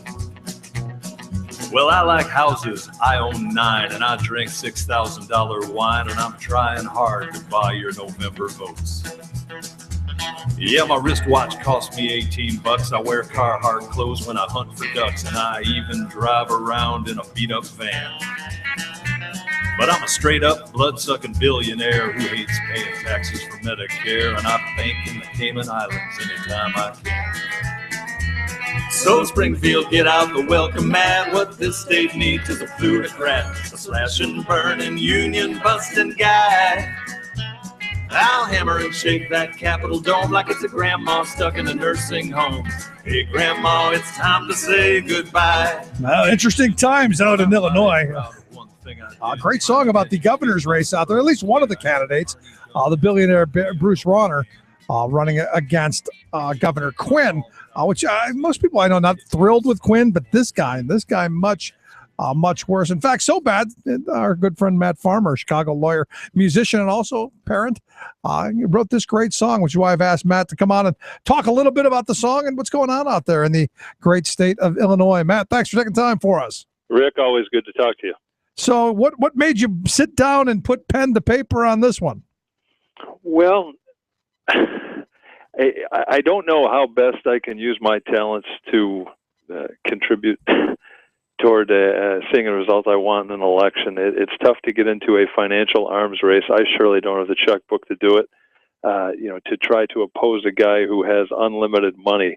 We read week after week, every Friday, that Bruce Rauner has donated another $2 or $3 million to his own campaign, and I don't even know what the totals are at this point. But it's just astronomical. He's got more money than God, and he's doing his best to buy himself a seat down in Springfield. And so I just decided to make a song, and I wrote it about 10 days ago, and it's generated some buzz. Tuesday, it was written about by Jesse Jackson on the left in his column in the Chicago Sun-Times, and it was written about by somebody in The Economist of all places, on the right. So it's, I guess, serving its purpose. But the election is too close to call. It's all the polls I see are within the margin of error, and it's going to be a tight one. Yeah, but I look at this, and as a working class person, I look at somebody like this billionaire, and I go, I don't think this guy knows what it's like to walk in my shoes or cares. I guess I struggle with the idea that we're going to elect someone like this and think that it's going to work out for us. I know things will work well for him, but I wonder about the rest of us. I don't know that he has got his finger on the pulse of what's going on in homes of average Illinoisans. He tries to pass himself off as a folksy everyman, and my lyrics about wearing an $18 watch and wearing his Carhartt hunting clothes and driving around in a beat-up van. This is all directly from his playbook. This is the stuff that he talks about ad nauseum. But I don't think folks are buying it. And he's not one that he tries to hold himself out as a sort of Horatio Alger rags to riches story, but the reporting that's been done on him shows he grew up in quite privileged circumstances. His dad was a big exec lawyer at Motorola, and he grew up in a Tony suburb and went to a Tony university. So it's hardly the rags to riches story that he's passing off. And that's interesting because, it was just recently Bill Gates tried to defend inequality by saying the same thing. The ultra rich people, they made their money. They started off on second base, and they had a pretty good head start on the rest of us. And then they justify this massive gulf between the ultra wealthy and the working people in the country. And to me, it just doesn't fly in my world.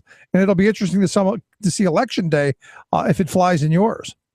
Yeah, no, we've got a storied history of governors here in Illinois in recent years, with two of them, in recent times having done prison sentences, and Blagojevich obviously still in for quite a while. So Pat Quinn, the current governor, who is surely not one of these guys who's in any danger of going to jail or following down that path. He was linked to Blago just because he was his lieutenant governor, and so that is, something that the Rauner folks want to do their best to smear him with. But it's a tough state, so there are always people clamoring for change, and it's been a state that for a long time has been under Democratic control in the legislature, certainly. And we've got an iron-fisted Speaker of the House who, anybody who lives here will tell you is the most powerful person in the state of Illinois, regardless of who's holding the governor chair down. So there are people who just say, let's try to change things, get somebody else in here, and I think that's where Rauner is drawing some voters.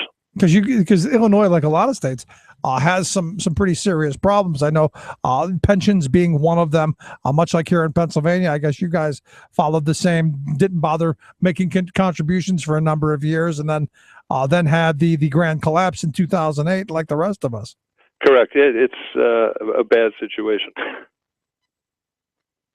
And this guy's not going to be the one, I think, to fix it. I think the answer in their world is let's figure out how to steal it. Right. What's fascinating with Bruce Rauner, he's certainly good at making money and has made a ton of it over the years. But when he invokes this mantra of wanting to run Illinois like a business, it raises questions about his own business dealings, and he's had to answer for a lot of suspect ones. One of the things he was asked during a debate last week was to identify in all his business dealings over 32 years, as this man who's talking about the need to bring jobs to Illinois, to identify one of the companies that he's bought or sold where he's created jobs. And you would think with all his handlers and all his money, he would have had a stock answer ready to go. And he looked in the camera with that deer in the headlights expression and couldn't come up with one. Wow. In 32 years, you can't come up with one job you've created? Well, but that's the problem with his line of work. It's not about creating jobs. It's about buying distressed companies, shredding jobs and then selling them, flipping the companies. And so, it's not going to have a lot of feel-good stories. Yeah, you can't be honest about that because it doesn't fit the frame. But, you find that with a lot of the very well-to-do. Someone's got to make the tough decisions, don't you know, Matt? Someone's got to cut the dead weight.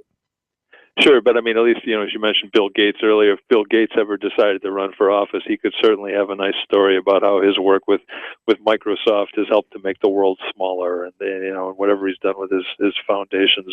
But this guy Rauner is incapable of telling that story on the business side of things. Yeah, let me ask you. Let's move to the city of Chicago. What's the world look like? I know Karen Lewis is not doing not doing well. She's not running for mayor. What's going on in the mayor's race? Well, Karen obviously is dealing with health issues, and she's a friend of mine, and I wish her the best. And it was crushing news for a lot of us here in Chicago to hear about her health issues. The election obviously is still going to go on in February, challenging Rahm, who is another well-funded candidate and has the power of incumbency at this point. We have two progressive challengers at this point who have some name recognition and some backers. One's a sitting alderman who's been a thorn in Rahm's side for the last few years, and the other is a Cook County commissioner with a long history of progressive politics. He announced just last week and said that he would not have run had Karen been in the race, but feels like he needs to. In Chicago, we have an open mayoral election, which means everybody runs. There are no primaries, and you need 50% plus one vote to win. If you don't get that in the first go-round, then the top two finishers have a runoff. So for a guy like me and then a lot of my progressive friends, we look at this and think the more the merrier in terms of let's get folks involved in the race, and every vote for somebody other than Rahm is a vote that will help ensure a runoff. And that was, that's the scenario we're hoping for, to get him most vulnerable, is to just see him in a one-on-one runoff. Yeah, send him back to being a lobbyist or something. Right. Because I knew when President Obama made him his chief of staff, that was kind of when I kind of go, this is going to be trouble. Well, it was that, and he brought his basketball playing buddy Arnie Duncan to D.C. to oversee the nation's schools, and it's nothing but fun out of Chicago. Yeah, so all the things that you guys did there in Chicago, you've been seeing on the national level. I'm going to play the rest of the song, which I think is fantastic. I'm not a big country music fan, but I give you credit. This is a good sounding song, and I like the lyrics. I appreciate it, Rick. Matt, always great talking with you. I wish you the best. Thanks for the plug. Bye-bye. All righty. Let's take a quick break, but on the way out, let's listen to the rest of the song. I did, trying to educate my suburban kid. I had Arnie Duncan lend me a helping hand. He took my call without hesitating. Then my kid got a spot at Walter Payton, and I gave that school $250,000. I want charter schools in every town where the kids are poor and black or brown. I've even got a school named after me. And I could have sent my own kid there, but I'm a wealthy man, and it's only fair that her school be largely white and bourgeoisie. So Springfield, get out the welcome mat. What this state needs is a plutocrat, a slash and burn and union busting guy. I'll hammer and shake that Capitol dome like it's a grandma stuck in the nursing home. Hey, Grandma, it's time to say goodbye. Take it, Bryant.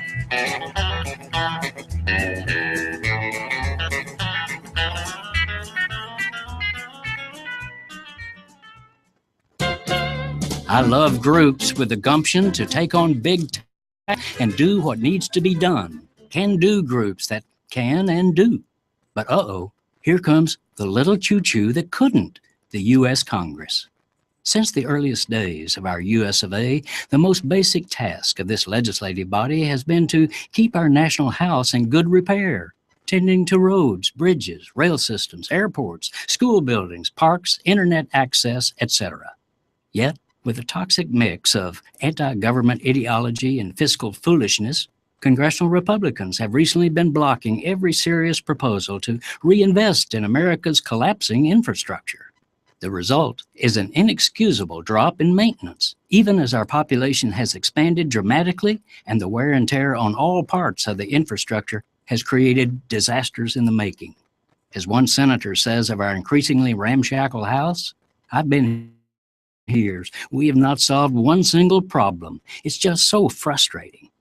That was no tax and spend liberal Democrat talking. It was a penny-pinching Republican, Bob Corker of Tennessee. Indeed, it was not that long ago that most Republicans understood and funded infrastructure, from Lincoln to Teddy Roosevelt to Ike and even Reagan, who called such common sense maintenance, quote, an investment in tomorrow that we must make today. Gail Collins, the superbly sensible New York Times columnist, recently noted that in a perfect world, Congress would figure out a serious long-term plan to fix bridges, etc. Yes, but I would amend her observation with this. It shouldn't take a perfect world. Even a Congress in a halfway mediocre world ought to be able to do that job. This is Jim Hightower saying, actually, thanks to the GOP, Congress is not the little choo-choo that couldn't. It's the choo-choo that could, but won't.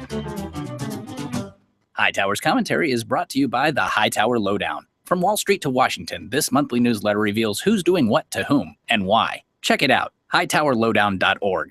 Would you dive 14 feet deep in the Susquehanna to keep a bridge safe? Would you spend night after night with prisoners to keep your community safe? Would you spend Christmas Eve plowing snow to keep roads safe? AFSCME members do. Men and women who choose to serve in public service. Mine inspectors, 911 dispatchers, healthcare workers, parole agents. You may not think about them, but no, they're all thinking about you. This message brought to you by AFSCME Council 13.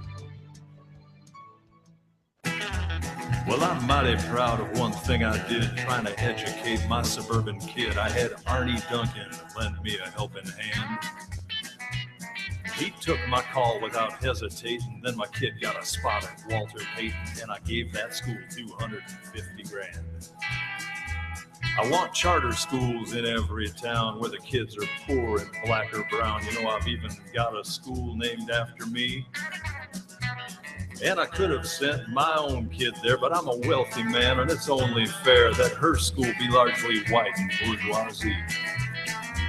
So Springfield, get out the welcome mat. What this state needs is a plutocrat, a slashing, burning, union busting guy. I'll hammer and shake that Capitol dome like it's a grandma stuck in the nursing home. Hey, Grandma, it's time to say goodbye. Take it, Bryant. Oh, yeah. Time, Grandma.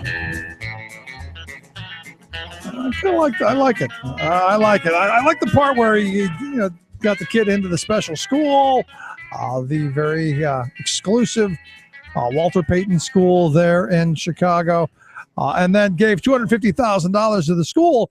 You do know that came with a huge tax deduction, right? And we see that here in Pennsylvania.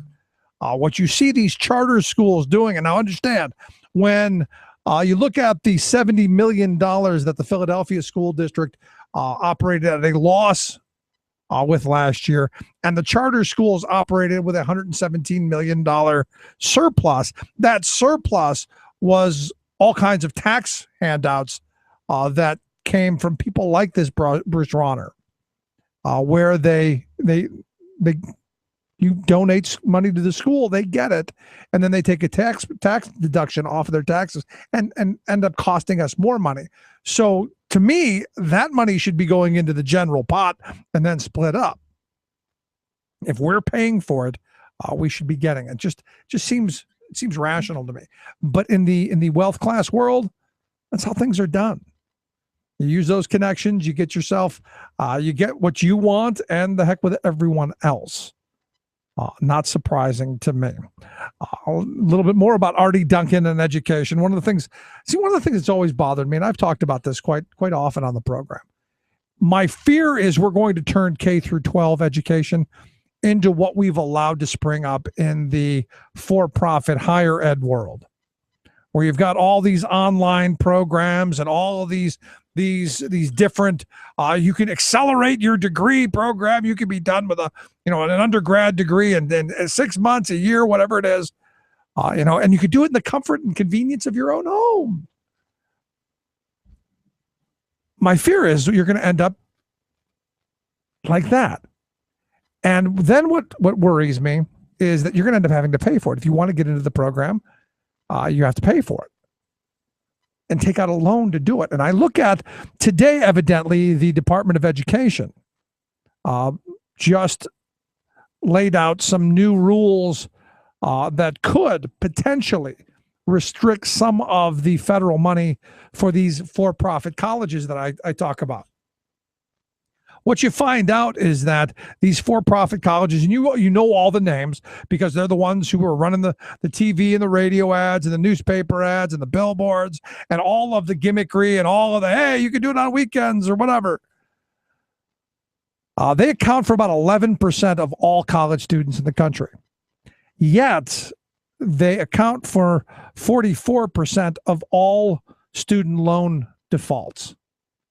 That's a huge segment. And you go, well, why is that? Well, a big part of it is you get people who go, oh, I'm going to get this degree, and this degree is going to get me a better job, and then I'll be able to pay the loans back, right? Because we've been told for years, you just need to invest in yourself, right? Rick, you got to invest in yourself. And how often do you hear that frame? You got to invest in yourself.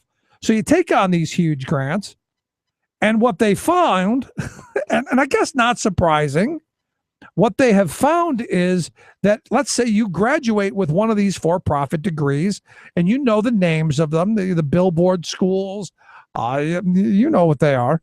All of the online ones, you say, oh, you can do it in the convenience of your own home on the weekends.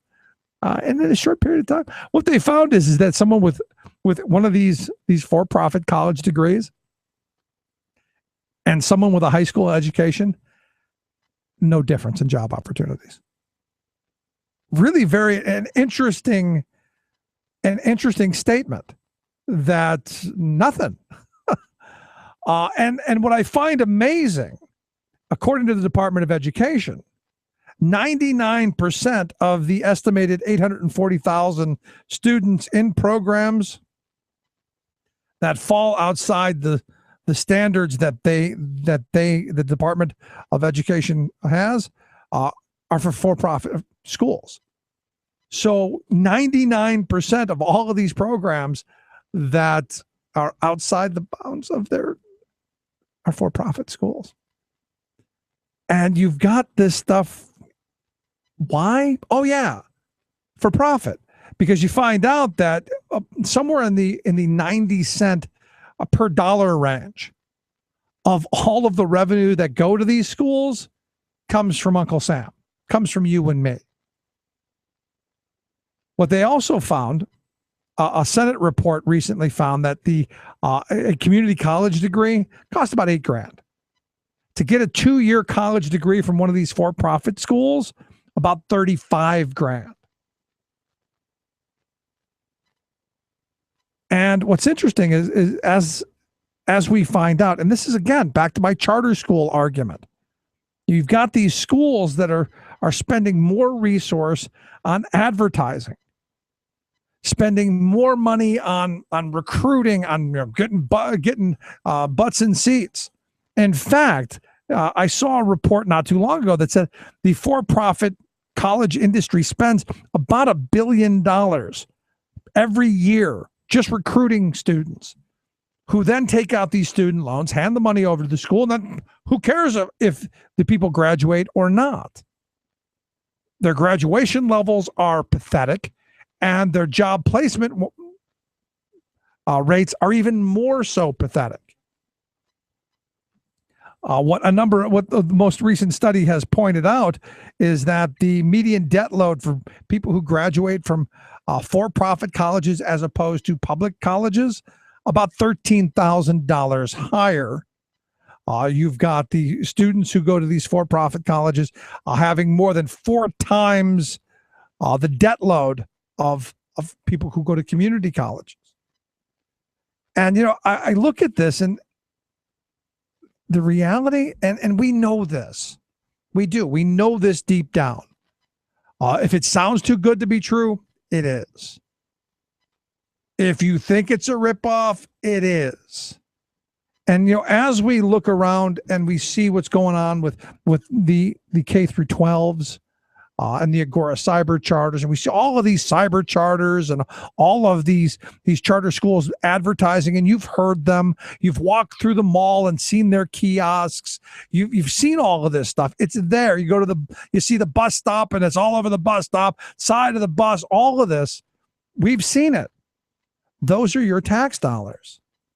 And you got to ask yourself, where would you rather your tax dollars be? On the side of a bus or in a classroom? Do you want your tax dollars going to a radio station or to your classroom? Do you want them tax dollars going to Comcast or to the person who teaches your kid? I mean, this isn't rocket science. It comes down to very real choices and very real priorities. It just is what it is. And we got a lot to do. Gonna take a quick break. We're gonna wrap up with Matt Farmer's song. I like this. Good song. Now I know it's become the latest craze, but I try not to talk about marrying gays. Social issues bring my numbers down. The same is true for reproductive rights. I don't want to pick any needless fights. I'll be a blank slate until I win that crown. I've got my own economic plan, but like H.G. Wells' Invisible Man, the details, well, they're mighty hard to see.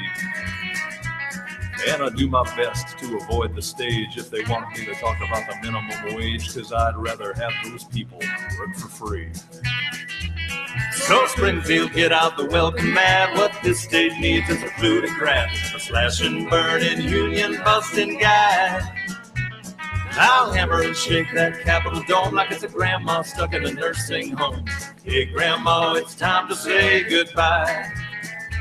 So Springfield, get out the welcome mat. What this state needs is a plutocrat, a slash and burning, union busting guy.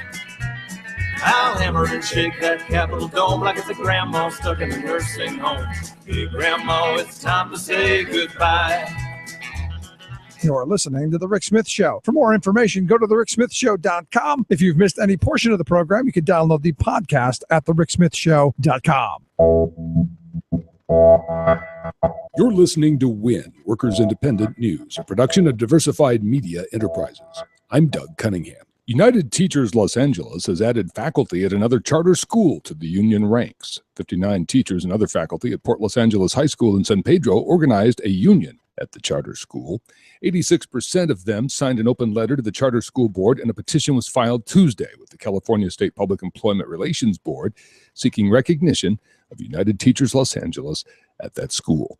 UTLA represents more than 900 educators at charter schools in the Los Angeles area. A new report from the Center for Popular Democracy says Mayor Rahm Emanuel's minimum wage ordinance for Chicago largely leaves out women and people of color. No half measures why it will take $15 to raise Chicago, says that domestic workers are left out completely, and tipped workers won't get the $13 an hour backed by the mayor either. The Raise Chicago $15 an hour minimum wage proposal does include domestic workers and gives tipped workers 70% of that minimum wage. The report says the $13 an hour minimum wage increase would leave out at least 13,000 low-wage African-American workers in Chicago and 20,000 low-wage Latinos. Skilled workers at Lawrence Livermore National Lab are considering strike action in the wake of management refusing to bargain in good faith on a new labor contract. After more than a year of attempted negotiations, the members of UPTE-CWA say that there are several unresolved issues, including 4 unfair labor practice charges filed against lab management. The lab workers have safety concerns as well because they say trained employees are in some cases being replaced by outside contractors unfamiliar with safety and security at the lab. The workers say maintenance procedures are grossly inadequate, and they say some members have lost as much as $10 per hour for years of work due to management's highly questionable accounting practices. The union is demanding that Lawrence Livermore National Lab stop violating labor law and bargain in good faith. If that doesn't happen, the union says, a strike could happen. A group of 100 ministers from throughout the state of Mississippi is calling on Nissan to allow a fair union vote for workers at the Canton, Mississippi plant. More than 6,000 people work there. The clergy group held a prayer vigil at the plant on Tuesday. The clergy members say that Nissan is using anti-union intimidation tactics against workers who want to join the United Auto Workers Union. They say Nissan is also suggesting that if the workers unionize, the plant will move elsewhere. Workers Independent News is brought to you by the American Federation of Teachers and its 1.6 million members working to reclaim the promise of public education, health care, and public services for our students, their families, and our communities. More information online at aft.org. You've been listening to WIN, Workers Independent News. For more information, visit laborradio.org. Voter ID, which is going to allow Governor Romney to win the state of Pennsylvania. Done. Taking care of business every day. Taking care of business every way. I've been taking care of business. It's all right. Taking care of business and working overtime. Yes, yeah, taking care of business, making sure you put those barriers up, make sure the walls are up so those people don't vote. I hope it's marked on your calendar. We're ticking down the days to November 4th. Next Tuesday, and whatever you got to do, wrap a ring around your finger, I don't know, ring around the collar, a big stamp on your hand, whatever it is, that's going to get you to the polls on Tuesday. Make sure you do it because you don't want to miss this chance. You get to do it just once a year, once every other year for federal elections, once every 4 years for presidential elections. It's not that big. It's not that much to ask. To be in my view, a good citizen. But the reality is what we see as we see those who are trying to put those roadblocks between you and that the fundamental basis of this whole experiment of self-rule, which is why I think it's so important that folks get out to vote. Anyway, here to talk a little bit about one, voting, and two, these things called provisional ballots. We've heard an awful lot and talked a lot about it. I've asked former Pennsylvania Congressman Patrick Murphy to come talk with us. He's also a senior fellow at the Center for American Progress. Pat, thanks for taking time for us. Oh, thanks so much, Rick. I appreciate it. So, we've been talking about voter suppression and all of these tactics that you see going around the country. The other day, I talked with Greg Palast about what seems to be the newest form of not just caging, but also just throwing people off the voter rolls because their name sounds like somebody who may have committed a crime. Yeah, it's unbelievable, Rick. Listen, as you know, I serve my country, the military. I love our country. We're the greatest nation on the earth. But we're great because we believe in freedom. The freedom to vote, the freedom to marry who you want to marry, the freedom to, live the American dream. But for guys like me who served 2 deployments after 9/11, who has lost 19 men in his unit in Iraq, the fight for constitutional rights like the right to vote, millions of Americans that are being denied their right to vote through these suppression tactics are wrong. Listen, if there's some type of fraud or misconduct going on, absolutely prosecute someone. But to know that over 500,000 Americans have been denied their constitutional right to vote because of provisional ballots, because of those things that you're saying, it just ticks me off and gets my Irish up. As it should. And for those who may not know what a provisional ballot is, what exactly are you talking about? Sure. So the provisional ballots started back in 2000, as you know. Remember the Bush v. Gore, big contest, and certainly do. There's about 4 to 6 million Americans whose vote didn't count. So Congress basically then passed what this thing is called HAVA, Help America Vote Act, to restore voters' confidence in the electoral process. So they established this thing called Provisional Ballot Act process. So provisional ballots are, if you go there and your name's not in the rolls, you could fill out a provisional ballot and that your vote would count. Because a lot of times there's mistakes that, hey, I'm sorry, we don't have you listed living at this house. We don't have you listed here as a registered voter, et cetera. Or we had you in, you're registered in New York State because that's where you went to college as compared to where your true home is in Pennsylvania. Whatever the reason is that you can still vote. Well, the problem is that this CAP report, the Center for American Progress, which is the largest progressive think tank in America, did this report, this in-depth research that shows that suppression tactics with provisional ballots specifically have disproportionately affected African Americans and minorities. And there's these minorities, especially in 16 states, including in our home state in Pennsylvania, have shown that their voices are not being heard. And Rick, you know as well as I do, that is wrong. Every American has a right to vote, and every American's vote should count. And it's not being counted right now. No, and we absolutely. need to do something about it. Oh, absolutely. But, I asked the question right from the beginning. When they shove this provisional ballot in your face, how do you know it ever gets counted? Right. And so that's what, when they saw that over 1/3 of the 2.7 million Americans used provisional ballots 2 years ago, in 2012, 2.7 million of them used it, and over 500,000, more than 1/3, their votes didn't count. And that just, it's wrong. And we got to do something about it. We all know about what Governor Corbett tried to do with voter ID. We all, make it harder on people. We all know, with these provisional ballots, we know that even absentee ballot application, that it looks like, Democrats don't get their absentee ballots in the mail and they're denied it. All these things tick up because they're trying to suppress the vote. Yeah. And it's wrong, and we can't stand for it, Rick. Well, you look at Governor Christie, who said to the Chamber of Commerce recently that, and I guess trying to drum up support for Rick Scott there in Florida, or Scott Walker there in Wisconsin, asking the question, well, who do you want in charge of the voting mechanism? Rick Scott or Charlie Crist, Scott Walker or Mary Burke, and then who do you want in charge of Ohio? Do you want Kasich or Fitzgerald? And my first response is, I don't want any of them. I don't want any party. I don't want partisanship. I want the ballot box to be ours. It belongs to we the people, not to a party, but it does show the intention that you see from a lot of Republicans who have pushed this voter ID that we know, and we know from Pennsylvania, there haven't been any cases that it would have stopped. Yeah, and, you know, just the other day, last week, Rick, I don't know if you heard this, but there was a 93-year-old veteran, an American veteran who served his country. In Texas. 93 years of age, goes to vote, and is denied. He was voting in Texas, not Pennsylvania, but he was going to vote in Texas. He had his driver's license. He had 6 other forms of ID, and they did not let him vote. They said, sir, you can't vote here because your license is expired. He said, well, I can't drive anymore. My eyesight isn't that great, but, you know, I still want to exercise my right to vote. They said, we're sorry, your ID isn't good anymore. Yeah, and he had 6 other, and that's not the country that I fought for. That, you know, our country, you have a right, a constitutional right to vote. You have a constitutional right of freedom of expression, freedom of speech.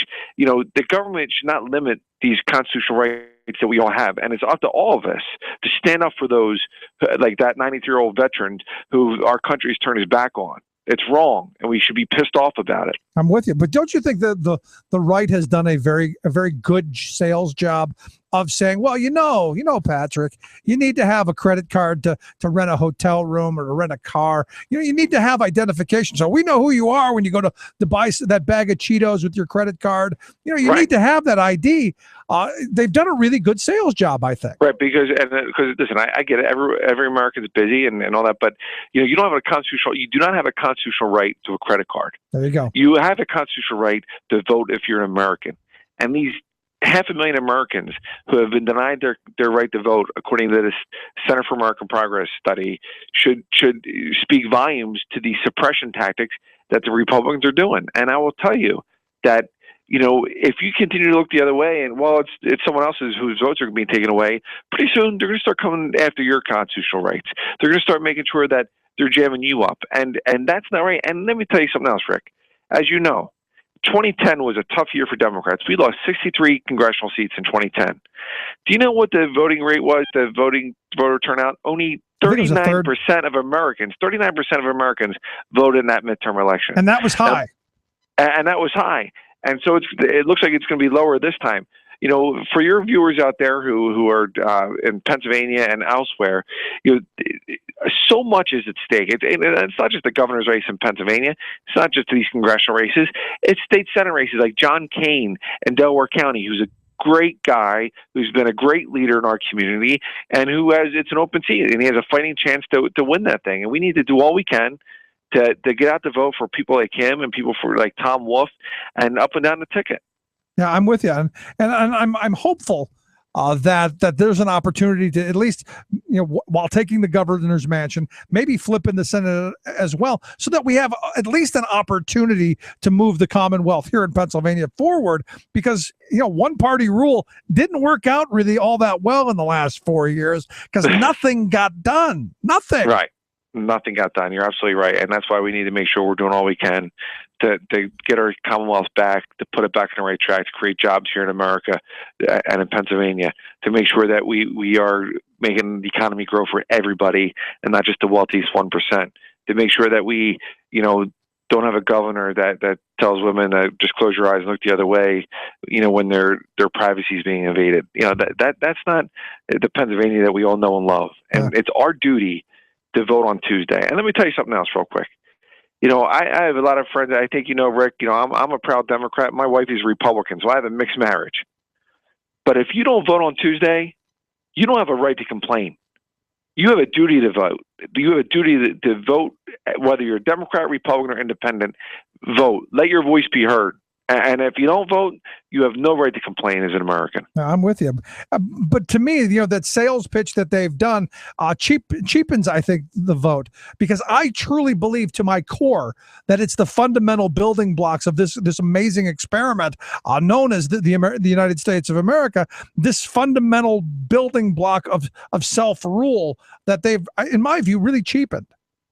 Right. And to think in 2014, our country, are passing laws like in Pennsylvania and elsewhere where they're making it harder and harder for people to exercise their right to vote. Yeah. I will tell you, someone just asked me the other day, why do we even vote on Tuesdays? It's a work day. Why don't we vote on Saturdays? I mean, these are things, it's not in the Constitution, it has to be on Tuesday. I mean, these are questions we just take it for granted. It's always been on Tuesday. But I know for me, my voting booth opens at 7:00 and I'm hustling because I got work that day and I got to get stuff. I got to take my kids to school and things like that.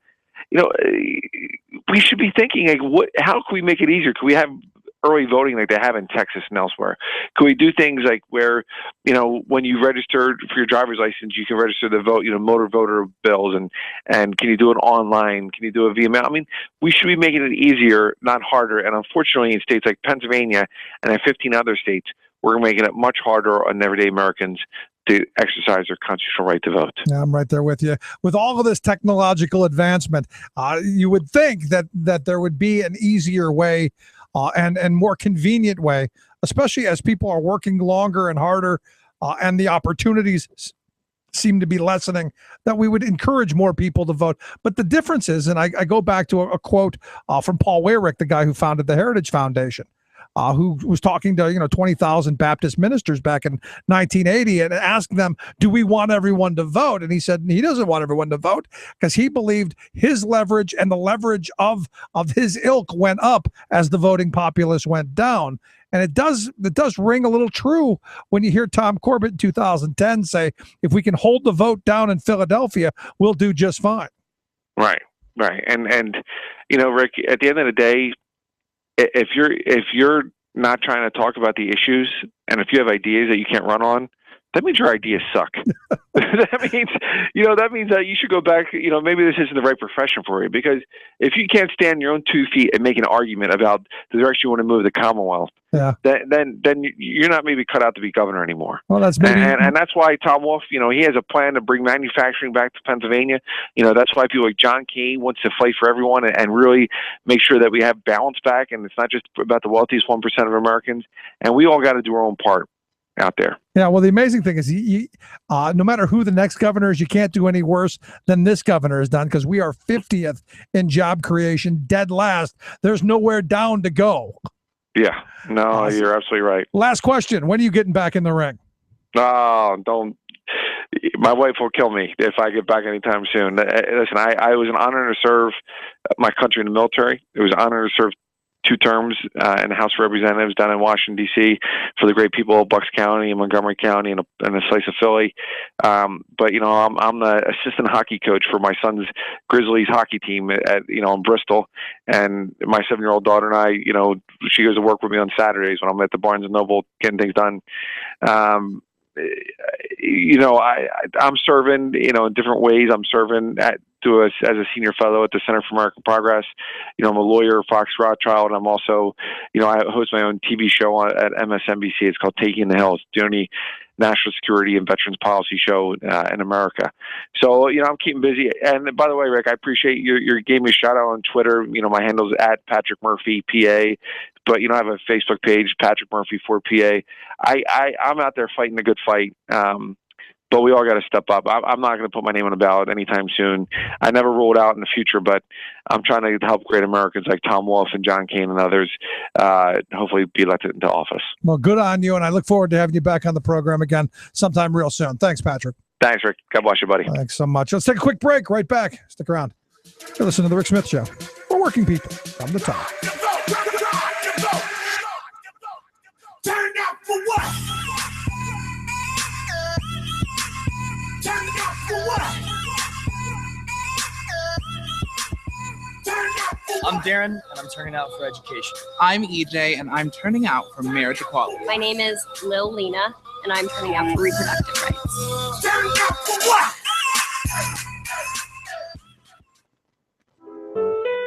From United Nations headquarters in New York, this is Your World in 2.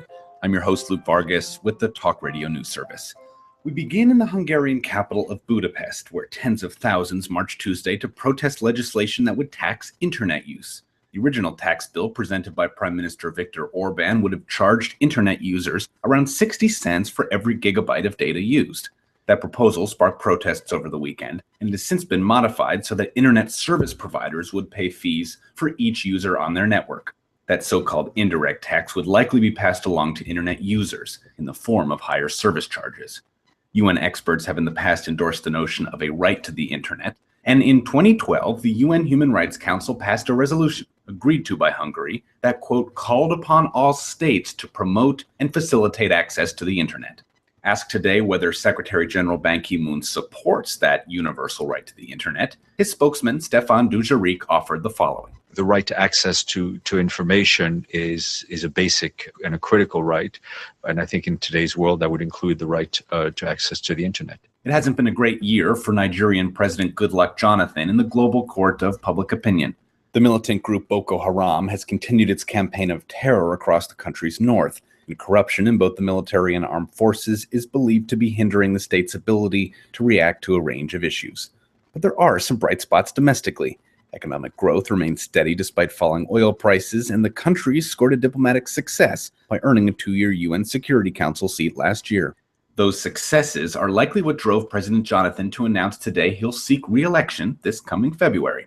Jonathan can expect some stiff competition, though, as one of the country's former vice presidents and a governor of the most populous Nigerian state have also thrown their hats in the ring. For more global news headlines, visit talkradionews.com. Tales of American Political History with Clinton Porter Hackney. We've been talking about the important impact the American Declaration of Independence had on the events of its time. A vote on the motion of Richard Henry Lee to declare the American colonies free of British rule was postponed to July 1st, 1776, and a committee was appointed to draft a written declaration. On the committee, Jefferson stood out. He and his friend George Washington were physically much alike. They were both by far the tallest among the delegates. Both were red-headed, and their facial features were similar. But whereas Washington was a hardy, athletic man, Jefferson was more intellectual and had the reputation of a great writer. He wanted to write the Declaration more than the others and was given the chance to do the first draft. Join us again for the Declaration's impact. This is Clinton Porter Hackney at cphackney.com. Chances are, when you took a shower this morning, an AFSCME member made sure that water was clean. When you drove to work, an AFSCME member maintained the road. When you rode an elevator, an AFSCME member inspected it. I'm David Philman, Executive Director of AFSCME Council 13, the American Federation of State, County, and Municipal Employees. AFSCME members enforce regulations, keep prisoners behind bars, take care of patients, protect the environment, and more. The work isn't glamorous, the salaries aren't high, but AFSCME members serve the public in every aspect of our daily lives. Chances are, you'll never see that AFSCME member working in a sewage plant, diving underwater to repair a bridge, or answering a 911 call. But aren't you glad they do? For more information, visit AFSCME13.org. We are AFSCME. We make Pennsylvania happen! Making the blue blood see red. The Rick Smith Show. Welcome to the new dark ages. Yeah, I hope you're living right. These are the new dark ages. And the world might end tonight. Welcome back to the Rick Smith Show. So today is National Mine Rescue Day. The Department of Labor is celebrating Mine Rescue Day. And look, as they point out in their piece, one of the most dangerous voluntary positions you can find is when there's a mine accident. You get folks who come together to go look for their coworkers, to look for their brothers and sisters who are underground. And you got to give folks credit for doing that, which, we haven't had a major mine disaster in a couple of years, thank goodness. And I got to think part of that has to do with at least some oversight and some regulation. Now, the first national mine rescue demonstration was held at Forbes Field in Pittsburgh on this day in 1911, which is why they chose today as the day to recognize this. And I guess it's been the last couple of years that they've been putting this out, especially when you see, we had a couple back to back that were pretty serious So good for them. And it's about time. Maybe the idea should be that we don't we don't allow these mine operators to to do some of the things that they've gotten away with in the past. Anyway, and getting back to the conversation with Patrick Murphy, who I like it, good guy, was always accessible while he was in Congress, and just an all-around decent guy. This whole voter suppression thing, and to me, it goes back to something my government teacher, when I was in high school, always used to say, don't bother voting, stay home, stay. This way it makes my vote that much stronger. And it was really the thought of the time among the radical right, that if you can suppress the vote, you can put roadblocks in place. Because I would argue what's going on right now is modern-day Jim Crow. What's going on right now is the modern-day poll tax. Now, some will say, well, it's directed specifically at minorities. I'm not going to go that far, but what I am going to say is it's poverty-based. They don't want the rabble, the unwashed masses. They don't want poor people at the polls. And unfortunately, a large segment of the population of people below the poverty line are minorities. And for a plethora of reasons that I've always argued, if you just went and you voted and you got the representation that you should demand, maybe some of that stuff could be alleviated. Maybe you would have jobs programs. And I go back to, the A. Philip Randolph, who was the head of the Porter Cars Union, the Porters Union, who didn't want the handout programs of the Great Society, didn't want the food stamps and all. He wanted jobs programs. And not just any job, but union job programs. Wanted jobs that provided a decent wage so that people could, through their own work, support themselves. And what you're seeing today, and this is why I keep saying, look, if you're making minimum wage, if you're somebody who's going, hey, in order to make it to the next day, my kid's got to get a school lunch subsidy, or I got to get Medicaid because my employer doesn't provide health care, you should be voting on Tuesday.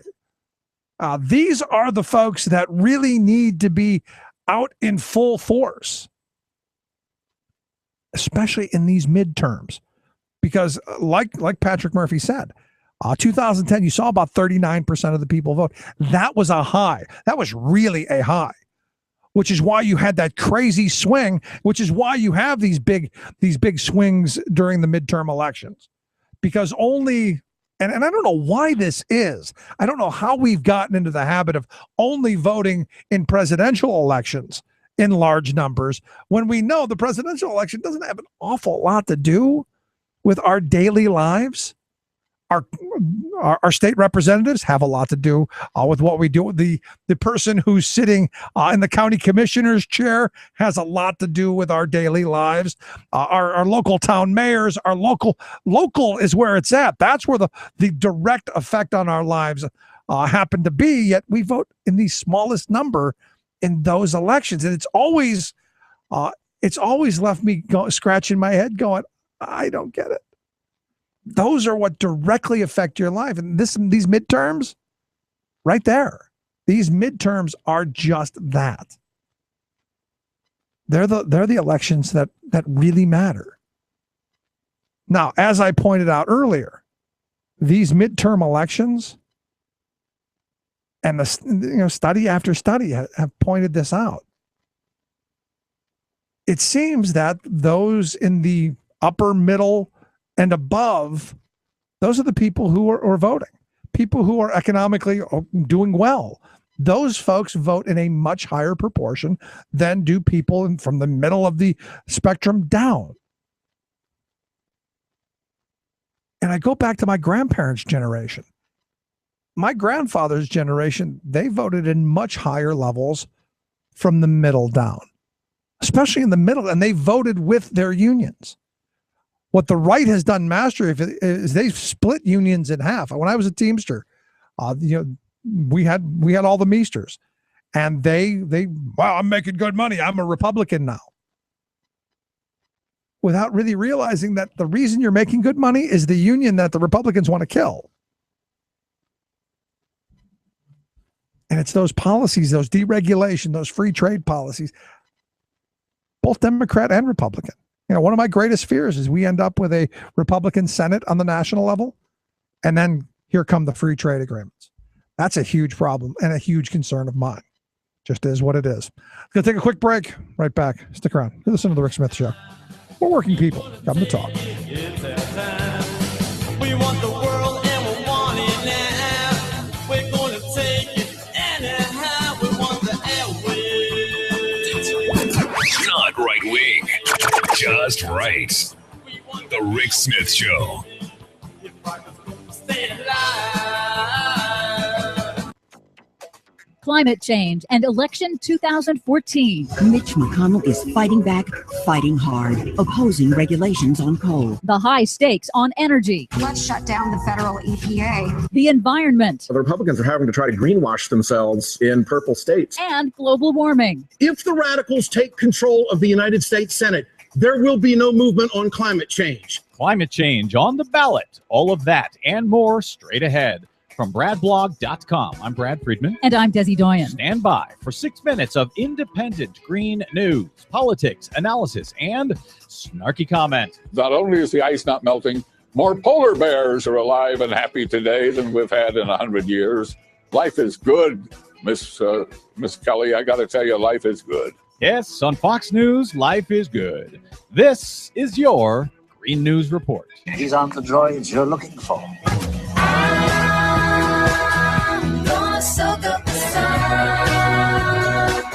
Okay, Desi Doyen, aside from the disasters on Fox News, whether it's Ebola, terrorism, or anything else, when it comes to global warming, everything is great, nothing to worry about, and that very question is going to be on the ballot across the country next week, sort of.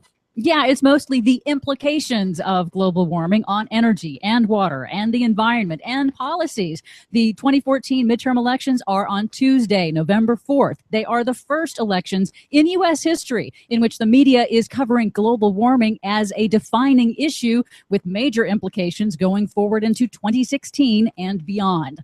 Polls show the majority of Americans want government action on global warming, but Republicans are still holding on to denial. In the Colorado governor's race, for example, the Republican candidate, Bob Beaupre, outright denies climate change, in contrast with Colorado's current governor, Democrat John Hickenlooper. Mr. Beaupre, do you believe humans are contributing significantly to climate change? No. Mr. Hickenlooper? Significantly, yes. Well, that's clear enough. A clear contrast. Denial of global warming, denying the scientific data, has huge implications for policies in Colorado on water supplies, fossil fuel regulations, disaster readiness, the food supply. In Colorado alone, the state's booming oil and gas industry is already colliding with residents over control of fracking and the state's water supplies. Other Republican candidates have tried to dodge the question on climate change, like Senate Minority Leader Mitch McConnell, locked in a close race with Democrat Allison Lundergan Grimes in Kentucky. Senator, that's a yes or no question. Do you believe in global warming? It is not a yes or no question. I'm not a scientist. While McConnell's Democratic opponent, Grimes, accepts the science of climate change, both of them are beholden to Kentucky's powerful coal industry. On November 4th, control of the U.S. Senate is at stake. Republicans need a gain of only 6 seats to get control and put Mitch McConnell in charge as Senate Majority Leader. McConnell has promised to defund the Environmental Protection Agency and federal climate science research and block President Obama's new historic emission standards for power plants and cars. Republican control of the Senate would also put climate change denier James Inhofe of Oklahoma in charge of the Senate Environment Committee. Wait a minute. This guy? The notion that man-made gases cause global warming is probably the greatest hoax ever perpetrated on the American people. The guy who said climate change is the greatest hoax ever perpetrated on America is going to be in charge of the U.S. Senate Environment Committee. Oh, and it gets better. Denier Ted Cruz of Texas would be in charge of the Senate Science Subcommittee. Of course he would. Long-term control of the U.S. Senate will also impact whether the U.S. ratifies the upcoming United Nations International Climate Treaty, now under negotiations. Now, top environmental organizations are fighting in the election ad wars in key races, like the League of Conservation Voters, which aired this ad against Michigan Republican Senate candidate Terry Lynn Land. We see it every day in Michigan. Climate change having real effects. So why is Terry Lynn Land still ignoring the science? She's got her reasons. over 6 million of them, from the Koch brothers' front groups backing her campaign, so polluters can keep dumping carbon pollution into our air with no limits. And of course, that's the reason that all of these Republicans are pretending they don't believe in climate change, is because they are getting millions and millions of dollars from the fossil fuel industry to pretend that that's the case. The record $85 million that environmental groups plan to spend is no match for the $300 million spent by the billionaire Koch brothers and their shadowy front groups alone. There's a hell of a lot at stake on the ballot next week. Don't know if the American voters know that, but I can tell you the fossil fuel industry sure as hell does. And that's why they're spending everything they need to buy this election for themselves. For much more on all of these stories and the high stakes in next week's election, please check out our website at greennews.bradblog.com. Don't forget, you can and should find us and follow us on the Facebook and the Twitters at Green News Report. For bradblog.com, I'm Brad Friedman. And I'm Desi Doyen. And this has been your Green News Report. Who's gonna take on the big machine? Who's gonna stand up and save the earth? This all starts with The most important issues of the day. This is the Rick Smith Show.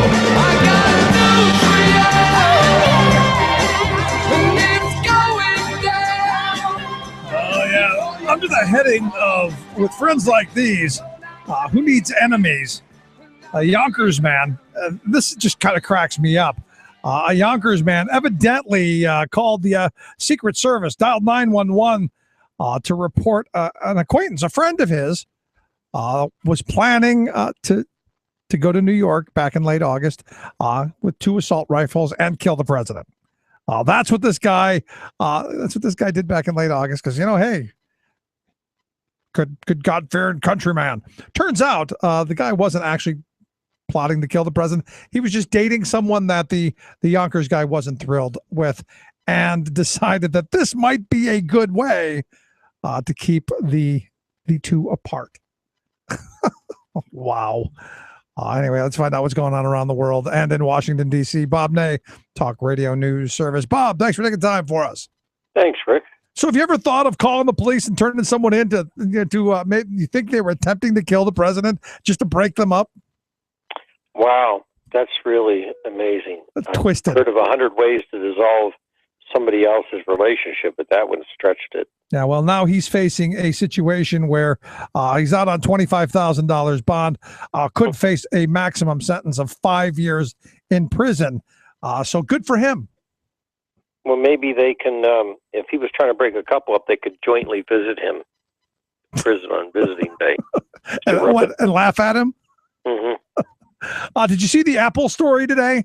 That the CEO, Tim Cook, says he's proud to be gay. In fact, one of the greatest gifts God ever gave him was being gay. I saw that. Interesting. And did you see Ted Cruz's response, which I thought even more interesting? No, what did he say?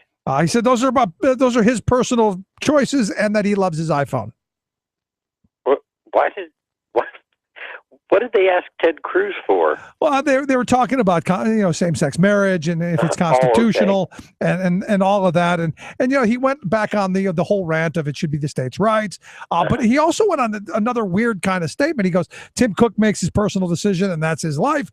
My focus is on the constitutional question on who has authority to make decisions.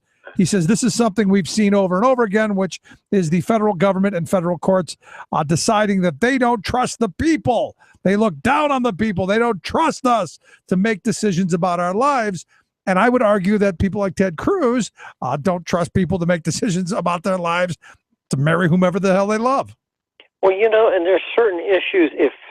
If slavery had been decided state by state only, right. Or voters' rights or women's right to vote. Well, it's a state's rights. We're not going to do it nationally. You'd have a whole different world in America. Yeah, I mean, you look at what's going on with all this voter suppression, Bob, and I forgot to ask you about it yesterday because you were one of the folks in on the Help America Vote Act. And, you look at what's going on with all these provisional ballots, all of this stuff. What are your thoughts on that? Yeah, I authored the bill. I was the main author. Steny Hoyer was my co-author and prime co-sponsor. We passed that bill. It was extremely in fact, I put on Facebook today that those were the good old days when you could actually pass something very difficult and you could pass it on a bipartisan vote, which it was huge. We had, everybody supporting it. Chuck Schumer supported it. So we set up a guideline. It was 12 years ago, and it sets up the fact that you either give your last four of your social, or you can give a slip like your gas bill or whatever you want, something that identifies an address. And we did that to give the ability to, that's your ID. Doesn't have to be a photo ID. It works. But states have carried this, mainly Republican states, to extremes. Yeah.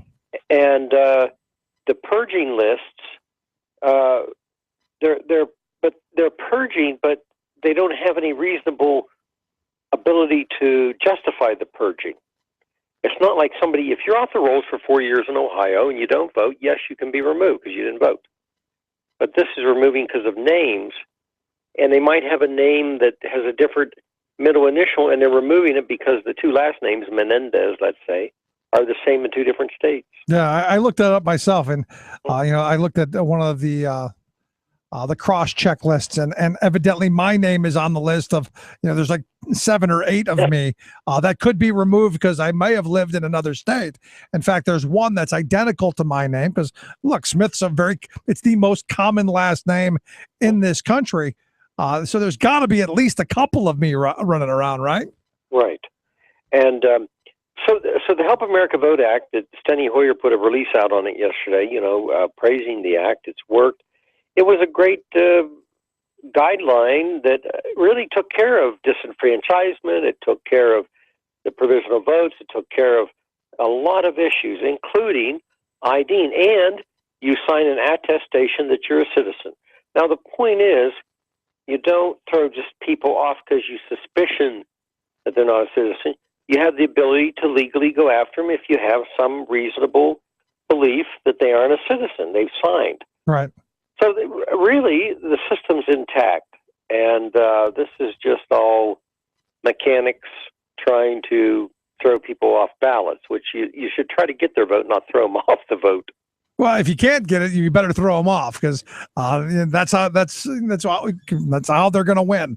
Let's move along. I understand. Lindsey Graham had one of those. Oh, you mean the microphone's open kind of moments? Yes, the reason we carried a story on this today. Sometimes we don't pay attention to these, but he wants to run for president. He's thrown that out. He's toyed with the idea he wants to run for president. So he was in the Hibernian Club. And you're supposed to, be lighthearted, etc. But here's his quote: "White men who are in male-only clubs are going to do great in my presidency." Now, there was other things he said about Baptists, etc. He used the F word, but this is the statement: the white men who are in male-only clubs are going to do great in my presidency. I would say that Mr. Graham, for sure, is taking himself out of the running with that one. Oh, yeah, that's going to come back again, especially that, and I'm going to try and help you out with your tax status. Right.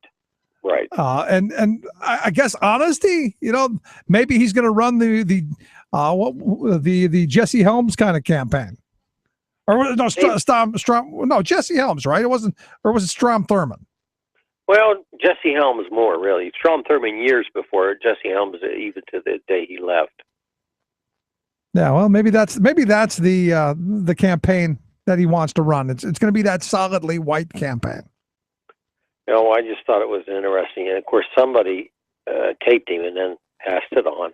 It's amazing how that happens. Yeah, well, these days, everything's got a phone. Everybody's got a phone. You can tape things. It's amazing how that happens. I also understand Jeb Bush is talking about thinking about running for 2016. Yes, I heard this today. And, of course, I just don't think he's going to do it. If he does, it's all over with. I mean, Hillary Clinton will beat him. He can't. I just don't see where he gets any traction. But, they said today, and I think in the report his son said something that kind of caught him off guard. He got a little bit nervous about it. He said, well, he'll make his decision later. Right. Well, I mean, they've been. I know Prescott Bush or George Prescott Bush is running for something down in Texas, right? Right. And they've been really hounding him. And I guess if you're him, you got to be tired of answering that question. Is your father going to run? Is your father going to run? I think you'd have to get tired of that after a while. Yes, and he made a statement, and that led to this. And then Jeb didn't want to answer the question and said he'll decide later. I just don't think he's going to run, Rick. I really don't. Yeah, well, I hope not, because I worry about him. I worry that we get this amnesia and people pine for old days. And, wouldn't it be nice to have another Bush in the White House? I don't know how people would do that, but I don't either. Maybe so. Let's talk the Ebola, because again, my daughter and I had this long conversation last night about how it's the end of the world and how all of these people are bringing it back. The woman in Maine is really pushing the envelope, isn't she? Well, she is. When she first went to do work in New Jersey, Governor Christie, they put her in a tent, and she didn't have the right conditions. And I thought, wow, no wonder she wanted to just go home and probably stay within her apartment. And then she went out and shook a reporter's hand, and they took a bicycle ride. She's talking about going to a Halloween party. It's now gone really beyond the point of making a point, and it's really to the point of defiance. And I think it's going to come to a head-on collision. The governor of Maine today said that he will do whatever he has to do.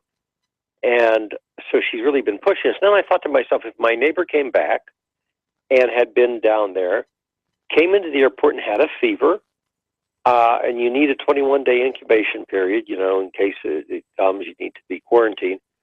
Would I be happy if my neighbor came to the barbecue that night? No, I wouldn't. Wanted to come drink coffee in my apartment? I think I'd say, can you please just, in 21 days, we'll talk about it out of just respect for people. And that's part of this for me as well. I mean, you may feel fine right now, and or want to think you feel fine. I mean, there's so many unknowns, and there's so much that I think could cause chaos. That just as a matter of we're just gonna lay back, even if it's not being locked away, but at least kind of staying somewhat out of the spotlight. It seems to me like she wants the spotlight. I think so. Then I thought, is she trying to blaze a path for all the others to come? But I don't think so. I think this has gotten to, she likes the media attention and, her name out there. She's just pushing the envelope on it. She could have, I'm not saying if her boyfriend wants to come over, that's, I guess, their business. But if, staying in the house a lot, at least would be, I think, more practical, more respectful. Yeah, I mean, at least he's making a conscious choice to go, I don't mind it if I get it. It's like any other communicable disease, I guess. You've made that choice. But not for the rest of us. And it'll be interesting because LePage is up for re-election and in a fairly tight race. Right. And you look at what happened with that one nurse. She had a temperature. It was not of the 100 or 100.4 level. She had a temperature. And they thought, okay, it's just the temperature. This lady coming in, Mrs. Hickok, had a temperature. That nurse went to Ohio. She had Ebola. Yeah. Who's to say that this lady, Mrs. Hickok, doesn't have Ebola? It's got, from what I understand, I'm not a doctor, but it has a 21-day period. You could test positive or not positive the first day, and within 12 days you could test positive. Yeah, we just don't know enough. It just seems selfish to me. I thought so. Just is what it is. Really did. Eric Holder, we know, is leaving. Any regrets? Yes, he had one regret. He didn't, there's, maybe I thought several things he could say, but his one regret was labeling Rosen, who was with Fox News, as a co-conspirator. And Eric Holder went after him because of the leak of information on North Korea and the nuclear program, and he wanted to know who gave it to him. So Holder said, I think about the subpoena to the Fox reporter Rosen when asked, what do you think about the most decision that you made? And that's what he came out with. And I was just a little surprised, I guess. So is this a begging of forgiveness for Fox News because maybe that's where he's heading? Well, my Machiavellian political mind went that direction because he's referring to the 2010 search warrant application, and they wanted Rosen's emails. Rosen is a Fox News reporter, and my mind, Rick, went in that direction of, is he going to go on Fox News and he wants to kind of clear this up? You know, of course, the press period was interested in this. Yeah. No, I'm because I'm curious where he's going to end up. He's going to need a job. It'll be interesting to see where he goes. I think he's got better job prospects than Alberto Gonzalez had. In fact, I don't even know if he's got a job yet. Alberto flies around here and there to give a speech for a couple of thousand. He ended up somewhere, but he never got. Nobody wanted Alberto. I know for a while he was unemployed. I know somebody will pick Holder up. Yeah, well, we'll see. It'd be interesting to see him go to Fox News. Why not? And finally, I don't know if you saw this, but a federal judge has ordered Joe Arpaio to undergo racial profiling training. Really? I did not see that. Really? No, they evidently that a large percentage of the people that they stop and arrest in his area, they're of the Hispanic persuasion, and this judge has ordered him to undergo training to show that his office will no longer single out Latinos during traffic and immigration stops. I didn't know that. I wonder what kind of. I could just see him in the classroom. That'd be interesting. He'll be checking their IDs to see if they're legal. The people teaching him. Yeah, wow. There's one crazy guy. He's bizarre. Yeah, that's a nice way of putting it, and that's where we'll leave it. Bob, always great talking with you. Thank you. Our good friend Bob Ney, Talk Radio News Service. Quick break. Right back. Stick around. You listen to the Rick Smith Show.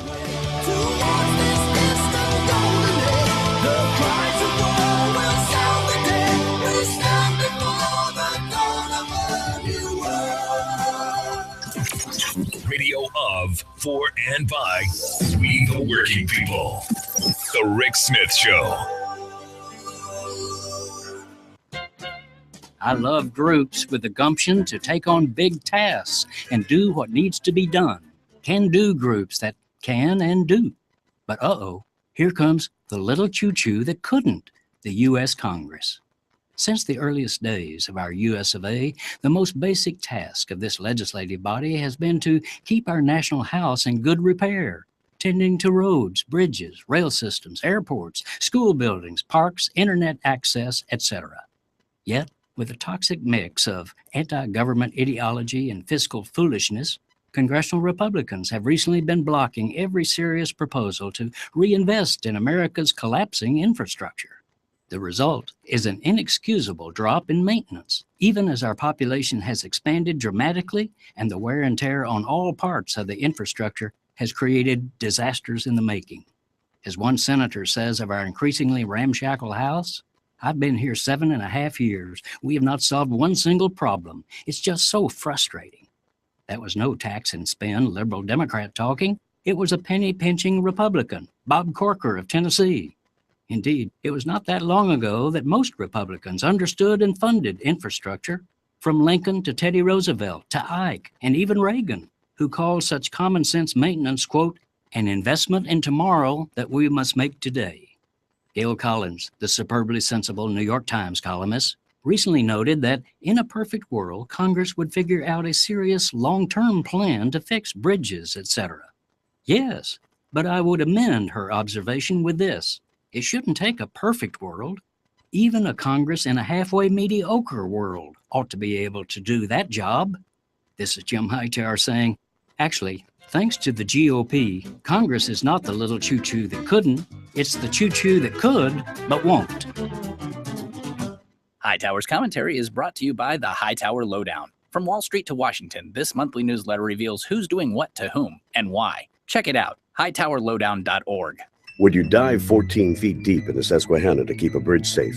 Would you spend night after night with prisoners to keep your community safe? Would you spend Christmas Eve plowing snow to keep roads safe? AFSCME members do.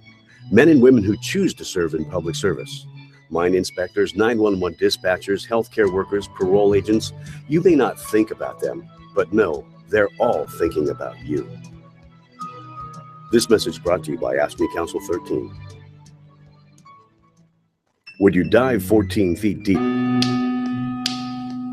I was born one morning when the sun didn't shine. I picked up my shovel and I walked to the mine. I loaded 16 tons of number 9 coal, and the straw boss said, well, to bless my soul, you load 16 tons. What do you get? Another day older and deeper in debt. St. Peter, don't you call me, 'cause I can't go. I owe my soul to the company store. And welcome back to the Rick Smith Show.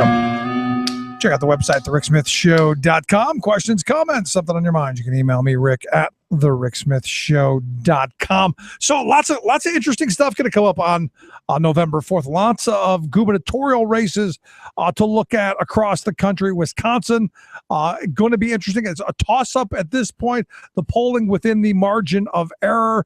I'm pulling for Mary Burke. There's an interesting little twist there. There's a libertarian candidate named Robert Burke that's running, same spelling. You got to wonder how much confusion will be there. In Michigan, there is a toss-up as well with the incumbent governor Rick Snyder, who's really done some much like here, some horrible stuff. Illinois is a toss-up. We'll see what happens there. You look, Florida, a toss-up between Rick Scott and Charlie Crist. The other couple of candidates, and I think there are 2 or 3 other candidates. There's an independent, a libertarian, and a couple of other different candidates running as well. Also in Georgia, you've got a toss-up with Jason Carter and Nathan Deal, the incumbent.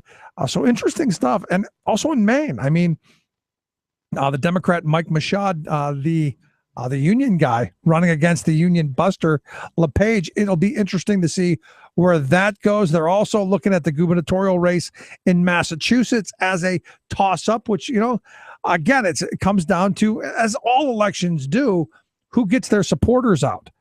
And it's one of those things that go, Massachusetts is a blue state. Well, not always when it comes to the governor's races. They've sometimes, like Illinois, and sometimes like other states, where you have a solidly Democratic or a solidly Republican House to go to the other party in the governor's mansion. Connecticut also a toss-up, and that, to me, that's surprising as well, because again, you have another heavily Democratic state, but a very rich guy running as the Republican, Tom Foley. Now it looks like I don't think it really matters much what happens on election night.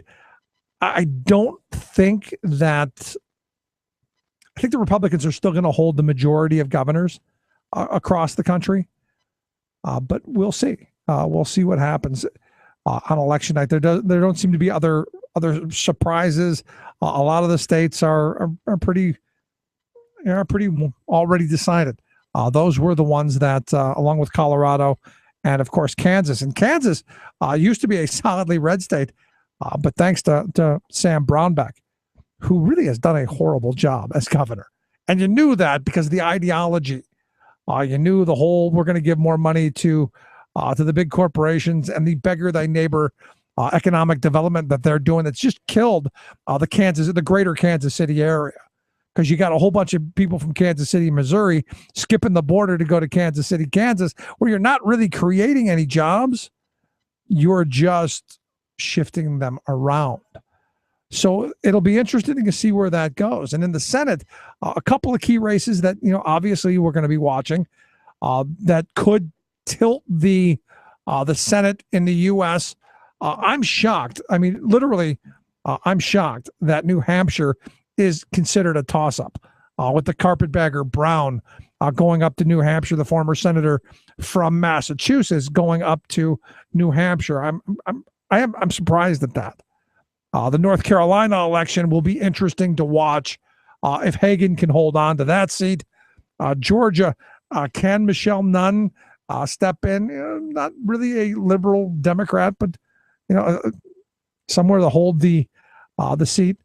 The one that I'm really watching personally, because I've met Tom Harkin a number of times, and I like the guy, will be the seat in Iowa, where the Democrat Bruce Braley is running against Jody Ertz, and then a couple other people thrown in for good measure. But those are the main candidates. The woman who castrates hogs. It's a toss-up at this point. And again, it comes down to the ground game. Who gets out to vote? Who pushes to the polls? It's just that simple to me.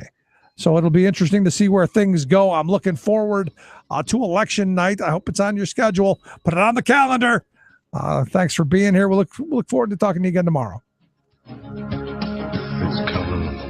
You've been listening to The Rick Smith Show. Together, we can make America better. Email rick@thericksmithshow.com or interact with us anytime at thericksmithshow.com. Until next time, this has been The Rick Smith Show, where working people come to talk.